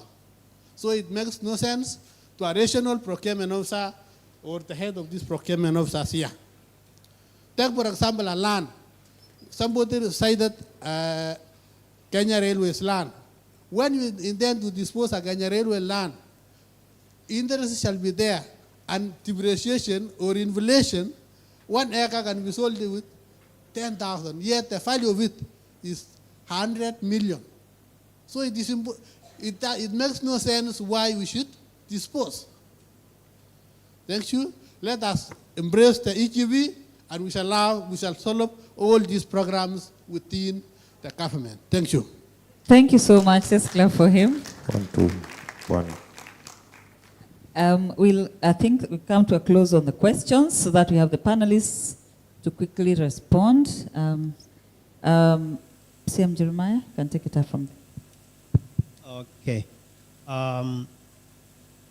We have Nelson with us, and before I raise a question to him, we'd like him to tell us who Nelson Oluoch is, now for the purpose of enriching this discussion. And thereafter, you will respond to this question, because this is an issue that really bedevils public procurement here, but you will also be addressing even the private sector practitioners. How can public and private sector procurement and disposal leaders ensure that the processes remain compliant with regulatory frameworks while still being cost-effective? Right? Thank you very much. Thank you. My name is Nelson Oluoch. I'm a procurement person like you, like all of you. I'm also a procurement agent. I'm actually registered by PPRA, licensed by PPRA as a procuring agent in the category of procurement of goods, work, services, and non-consulting services. So I think maybe for people who know, there are different categories. BO here is registered as a disposal agent, a disposal person, and I am registered as a procurement. So I can actually help in the process of procurement. Now, the reason I'm here and the reason I came is we've actually looked at this new framework that PPRA or the PPADA has introduced, that is the procuring and asset disposal agents. It's a new thing, but it's a very, very big opportunity for all of us as procurement people. And we actually have, when you work with a billionaire, you're likely to be one. So I've actually decided to work with Bernard. We've actually come up with a farm. Just like PwC started in 1849, some guy called Samuel Price, and 37 years later, there was a guy called Edwin Waterhouse. They decided to come together. So that is what we've actually done. So we are pioneering partnership in this area, and we actually, starting, and we are giving you people opportunity to join us when you decide to retire. Like I've been told, CM is retiring next week, so you should come and look for us so that we go to PPRA and see which category you can pick up and partner with us. But my background really is from the NGO world. I worked for NGOs from I think 2006. Actually, I started working in finance. When I started, I was an accountant. I started working in finance, but from 2006, I went into procurement. I think I knew the CEO for KISIM from that time. And what Okwemba is saying there actually speaks to what I know and what I believe in. A lot of things that Okwemba said, actually, I think from the way I heard him talk, he's actually from the NGO world, and Mheshimiwa also from the NGO world. And there are a lot of things. Okay, after that, I also went into consultancy, and I was consulting for the World Bank and IFAD. I was a consultant for IFAD for a number of years. I worked in Liberia, I worked in Zimbabwe, I worked in Zambia. I worked in a number of countries as a consultant for IFAD. And some of the issues that we are asking here, these development organizations have best practice. And I think when I came in as an agent, I'm actually trying to also infuse some of the knowledge and understanding from the private sector. It's from the development sector. For example, Okwemba is saying, you could do a project somewhere and you bring conflict. That can actually bring conflict. While working for IFAD, that is one of the issues that we must look at. Before you even design a project, you must look at what we are calling SECAP. SECAP will be, environmental issues, looking at social issues and all those things. So basically, I just wanted to give a brief background of my experience. Then I also had a question, sorry, I'm just referring. I also had a question, I think from Kenneth, asking about centralized procurement. And my experience, it is very possible to do centralized procurement, even for government. Because, for example, at IFAD, all the IT equipments we are using were coming from Rome. So whether you are in Zimbabwe or you're in whichever country, whatever the equipment you're going to be given will come from that country. The procurement will do it from their country. So it is possible that we follow the law of the land and do procurement in the right way. Thank you. Okay. Thank you so much. I think we continue having these conversations, but for the interest of time, I'll just ask closing statements as you address any issues that have not been addressed. I realize vandalism has not yet been addressed. There are also some questions thrown to Honorable Kakai. So if I could give you each 2 minutes as you wrap up and address some of the issues that have been raised here. Thank you. Thank you, Jennifer. For Amity, I want to assure you that I'll run with that bill, the supply chain bill, and we'll make sure it goes through. But also in a nutshell, let's just spend what we've budgeted for. And a very practical example, in our own houses, when you're planning your weekend expenditure, there'll be a dinner at home, there'll be a breakfast. When you go to buy things at the supermarket, suddenly you spend what you have, right? And that is just physical discipline. So I don't see how it should be different from the government side. And the other issue is, for Okwemba, you asked about accountability and visiting of projects, monitoring and evaluation. Certainly that is being done.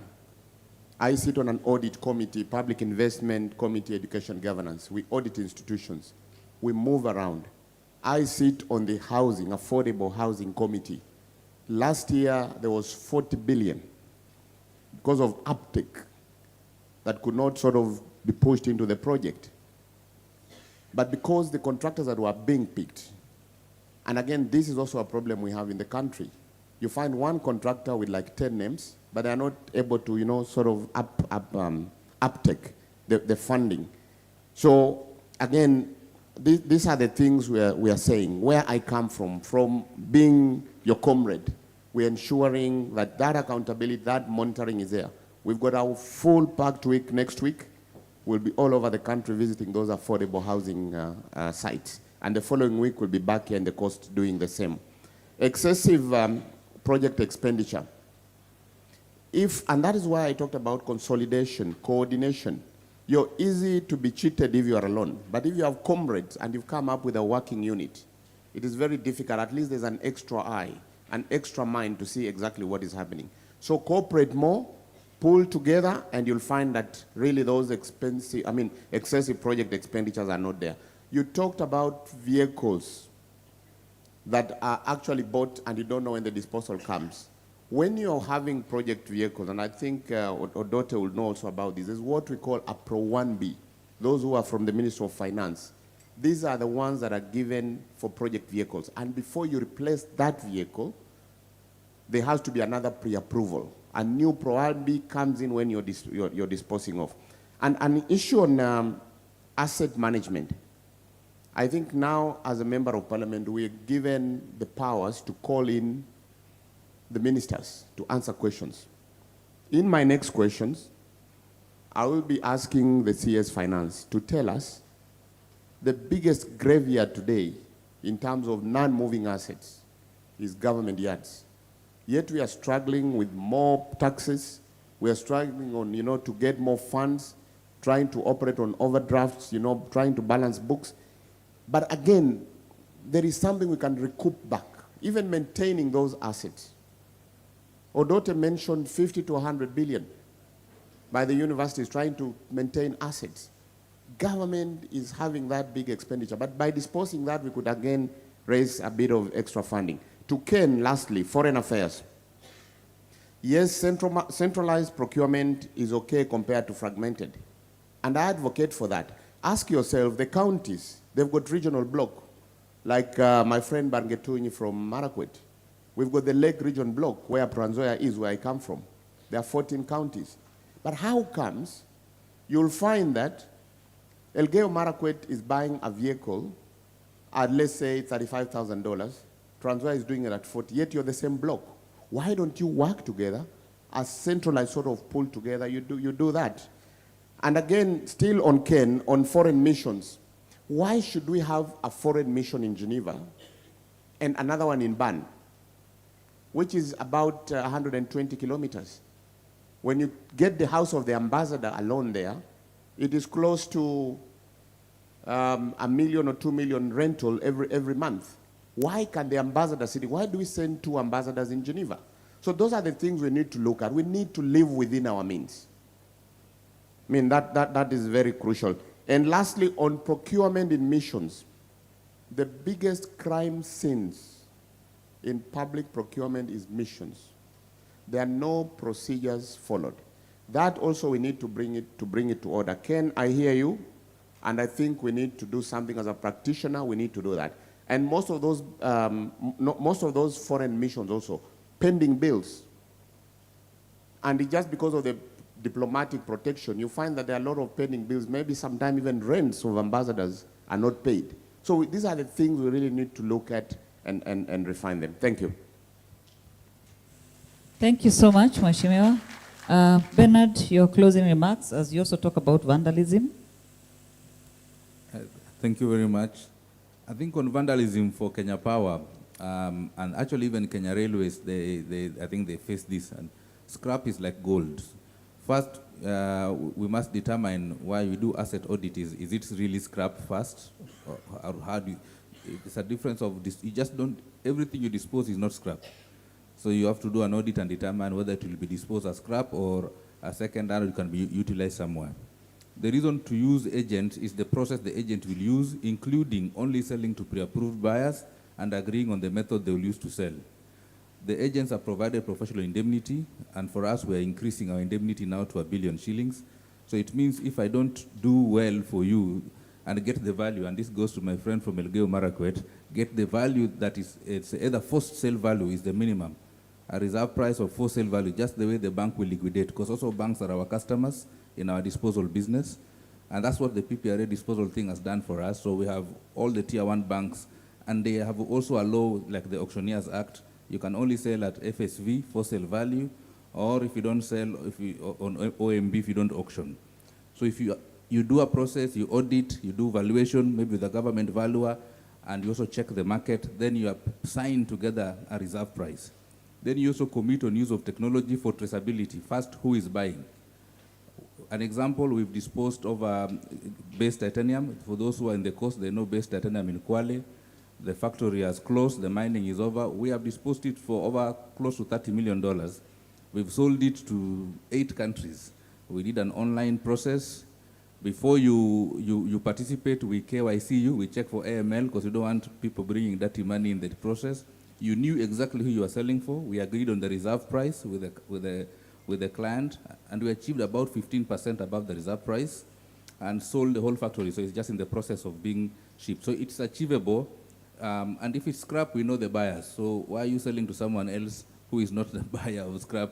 And we also know the dealers, and they're licensed also. If it's not scrap, we do a traceability or even an online auction that people can buy from wherever they are in the country. The thing for centralized procurement is also interesting, and this is why Ntusi should join the agents movement. Just like PwC, whatever we formed with Nelson is to just ensure all of us can have 0.5%, 0.5%, because if you do, centralized procurement is simply standard items, same specification, regularly purchased. We do it in our business. We do 100 businesses per sector: healthcare, education, construction, agriculture, manufacturing. The same sugar, the same computer. So if you want to be compliant on the public side, you might as well use an agency. And if we come together as agents, then it even gives us much more power. For Kenneth, the vehicles in foreign missions, you should use a third party, let them lease those vehicles, because a vehicle usually has a very good secondary market.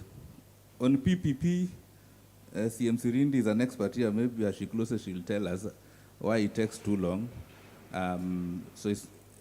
We were participating in the digital ID PPP, which the president announced will happen by some December. It never happened, and it's not investor friendly. For me, it takes too long. I need to move on to other things, because I don't think a private sector person has that time. But also for disposal, to do PPP, even disposing via lease is a disposal. It doesn't always mean it's an outright sale. You can dispose via lease, or you can dispose via buyback. We are disposing one of the consulting firms, the Big Five, their headquarters, and they are renting it back. So we are selling it, and they have committed to the investor they'll rent it back. So it's not always an outright sale. That's why you must do an asset audit and determine how are you going to dispose that asset. Other than that, I think, thank you very much for welcoming us always in this forum. We want to pioneer the push of the power of procurement. Doctors save one life at a time. Procurement people can save or kill thousands of lives by one decision. Thank you. Wow. Ladies and gentlemen, we want to appreciate that it has been so fantastic that the only enemy that comes between us is time. And in fear of that fact, and considering that we are going to break for lunch, we will request that we stop there. We are yearning that we wish we had more time. We could have learned and learned and learned. And therefore, thank you very much for shooting those good questions. Thank you, presenters, for the kind of wisdom that you have shared with the team. We cannot thank you enough. Thank you very much. Jennifer? Thank you so much, ladies and gentlemen. I think this session has been quite engaging. The question on PPP, someone said we have a robust legal framework for PPP. We are trying, but the facts on the ground, we have an act of 2021, and Honorable Kakai, maybe this is another area we could partner. And since 2021, the act has not been operationalized because there are no regulations to it. So the act is still applying the regulations of the 2013 act. It is a very archaic process. If you started it cannot help this country, as Bernard is saying. It is so investor unfriendly. But also, what is also important, two things. Our procurement people, are we ready for PPP? We need to get into that space, because in most of these conversations, we have lawyers and engineers, and they have gone and invested in themselves and gotten training. The little trainings that we try as KISM may not be adequate. So let's also get into that space, learn the processes and all that, get a bit of training. All trainings in PPP are online, actually, from an institution called APMG International. So it's not, and it's something we're also looking at as a school board, Kenya Institute of Supplies school board, where we also want to see if we can get accredited to offer PPP classes. So one thing, we need to get into that space, get the knowledge, even as we are pushing for legislation and review of the legal framework to make it more user-friendly. And then lastly, you also need to change mindset. As Akinyemi said yesterday, you can't do PPP with public procurement mindset, because that's investor money. There is no room for wastage. Every coin that is spent on a PPP project mounts onto the PPP cost of that project. That's why you see they are able to do the project faster. If you look at Expressway, it was done in less than a year, isn't it? You can imagine if it was a public, and there's something in PPP they call public sector comparator. What is the cost of doing that project under public procurement and doing it as a private investment?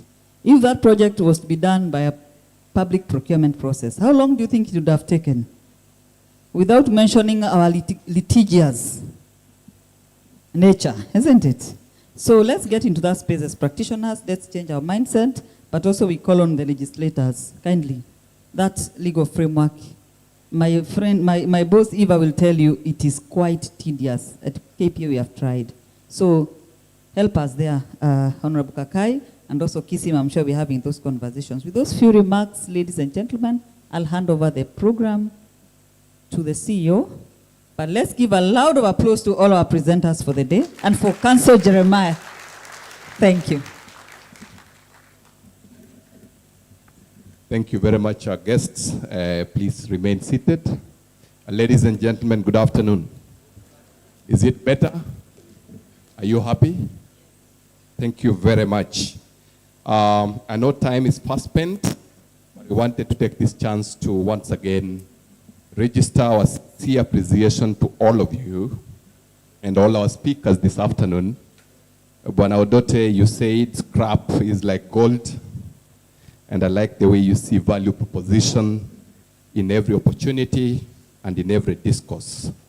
Members, I want to report here that you're working very closely with the House of Procurement, and on Monday next week, we are scheduled to sign a memorandum of cooperation for our members on a graduate training program, so that we can be able to target and link our young graduates with the House of Procurement through KISM. And I wanted us to appreciate Mr. Odote for that collaboration. Please let us appreciate him.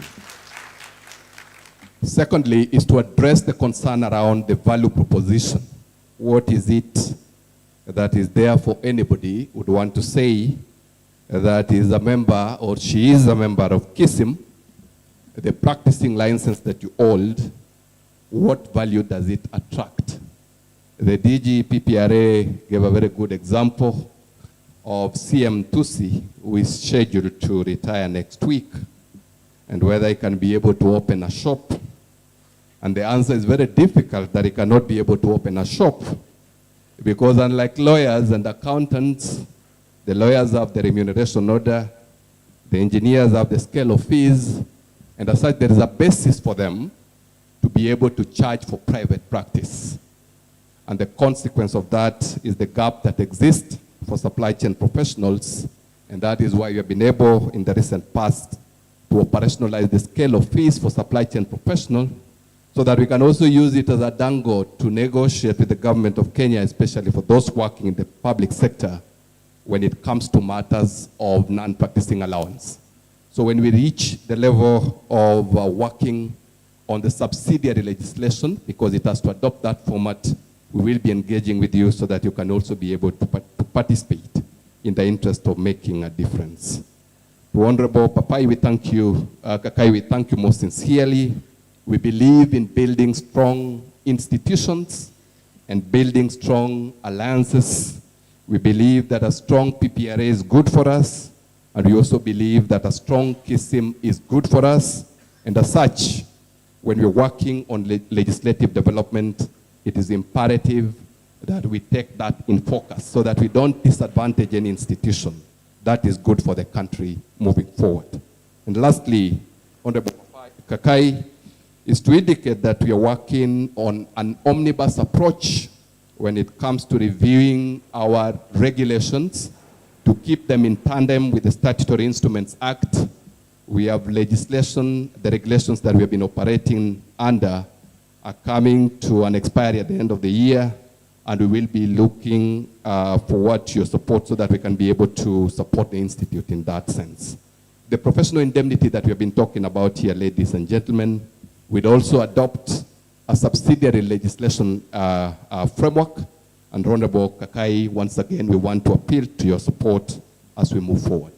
Ladies and gentlemen, with those comments made, I think there are a number of policy issues, 1 or 2 or 3, that have been alluded to in this conversation. I know we are standing in between ourselves and lunch, but because we don't want to leave anything hanging, it is important for me, before we release this panel, to just give the chairman 1 minute so that he can also make 1 or 2 comments.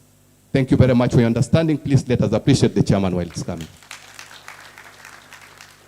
One more time for the chairman. Thank you very much, chairman. Mr. President, as he goes down there. So thank you so much for your patience, guys. I think this has been a very robust discussion, and we cannot close it without saying a few things and appreciating our chief guest, Honorable Kakai, and my good friend, Bernard Odote. He's been a very keen friend of KISM by the Odote. Kept telling me, Chairman, what can we do together to elevate supply chain profession, not just in the public sector, but also in the private sector? And I'm so glad that we are finally putting pen to ink as we now map a way forward of partnership. I really appreciate you, Odote, for your many years of collaboration when I was still a consultant, and now that I'm coming back to consult. It's not just Jeremiah who is retiring, so I'm coming also to join you in this world of buying scrap and selling it.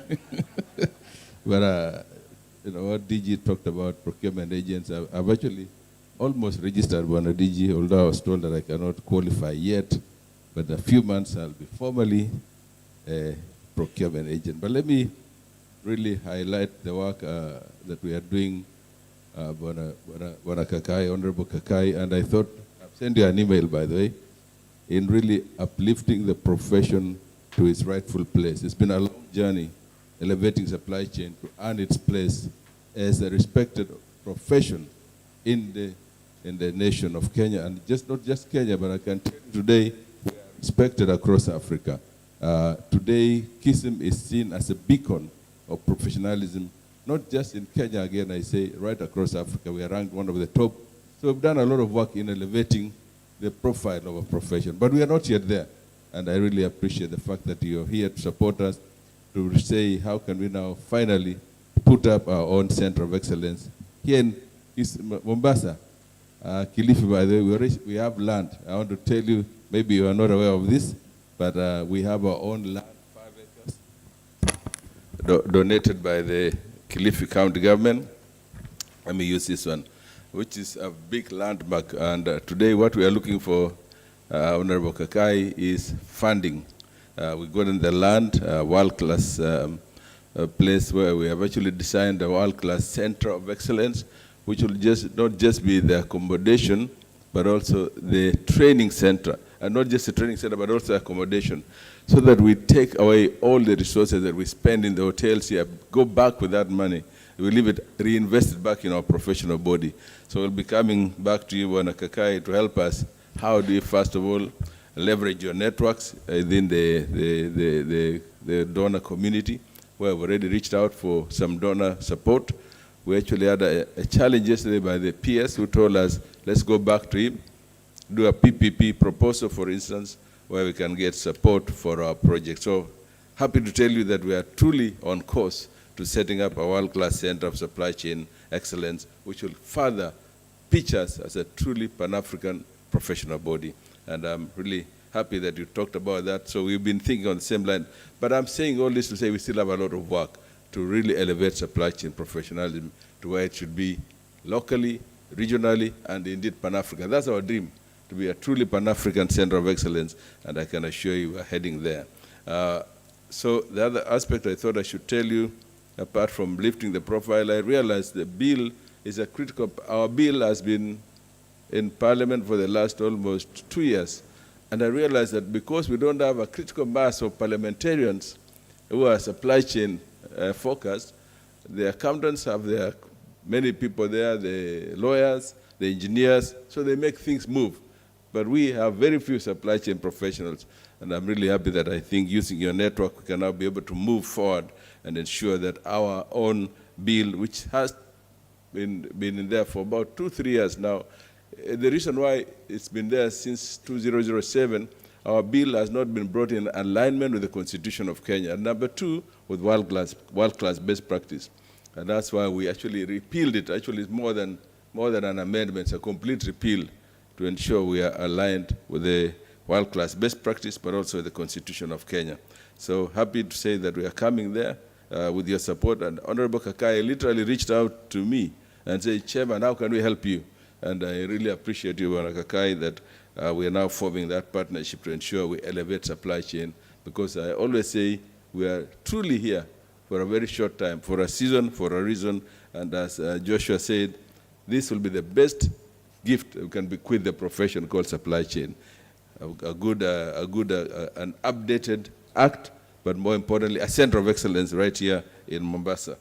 Let me also talk about the issue that Odote just talked about. It's so critical that we are to rethink about what else is out there. As DG has always talked to us, he has done his part in creating the platform for procurement agents. What else can we do as professionals to ensure that we leverage the skills that we have?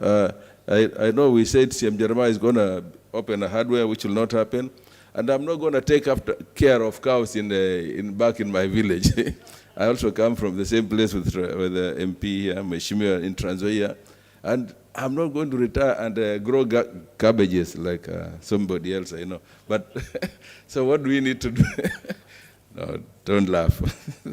It's a serious issue. We really need to rethink how can we leverage the knowledge we have gotten over the years to ensure we become relevant past retirement. And many of us are here. And that's why the issue about research and consultancy, we've also started that in our own KISM towers, which will also be set up here in our Center of Excellence, Mheshimiwa. And as a place, we really want to say, how can we make sure that the knowledge we have gathered over the years does not go to waste in a hardware shop or to waste in a farm somewhere in Kitale, where I come from. So how can we, come together right here and support one another? There's something I always share with Madam Shigoli here. Sometimes we in supply chain are our own worst enemies. How can we make sure we are not our own worst enemies and support one another? Within your sphere of influence, how can we support one another? So I know lunch is here, finally, but we have so much to do. The reason why we come here, for instance, is really for us to share our challenges, share our best practices, but more importantly, challenge one another about what is the best practice out there, opportunities out there. And I think that's what these gentlemen have really told us today. There are so many opportunities. Some of you can become members of parliament, and most of all, some of you can become disposal agents. With those few remarks, let me appreciate your patience for having been here, and I think we can only get better, isn't it? Asanteni sana. As I invite the CEO here to bring the gifts for our visitors, so that he can release us for lunch formally, and we meet back here. What time, Bonasia? At 3? We're that late, okay. Let's please take advantage of this time together. There's so much we have packed for you, but we've tried to make it as flexible as possible, and more importantly, as really collaborative, open for you to contribute and to make sure you participate. Don't stick out there. There's a lot for you here. I hope you're gaining, right? Great, thank you. Lunch, see you. Thank you. Thank you very much, Chairman. Thank you very much. Dr. Chichir will announce the lunch protocols. He also has some vouchers that he wants to give you members.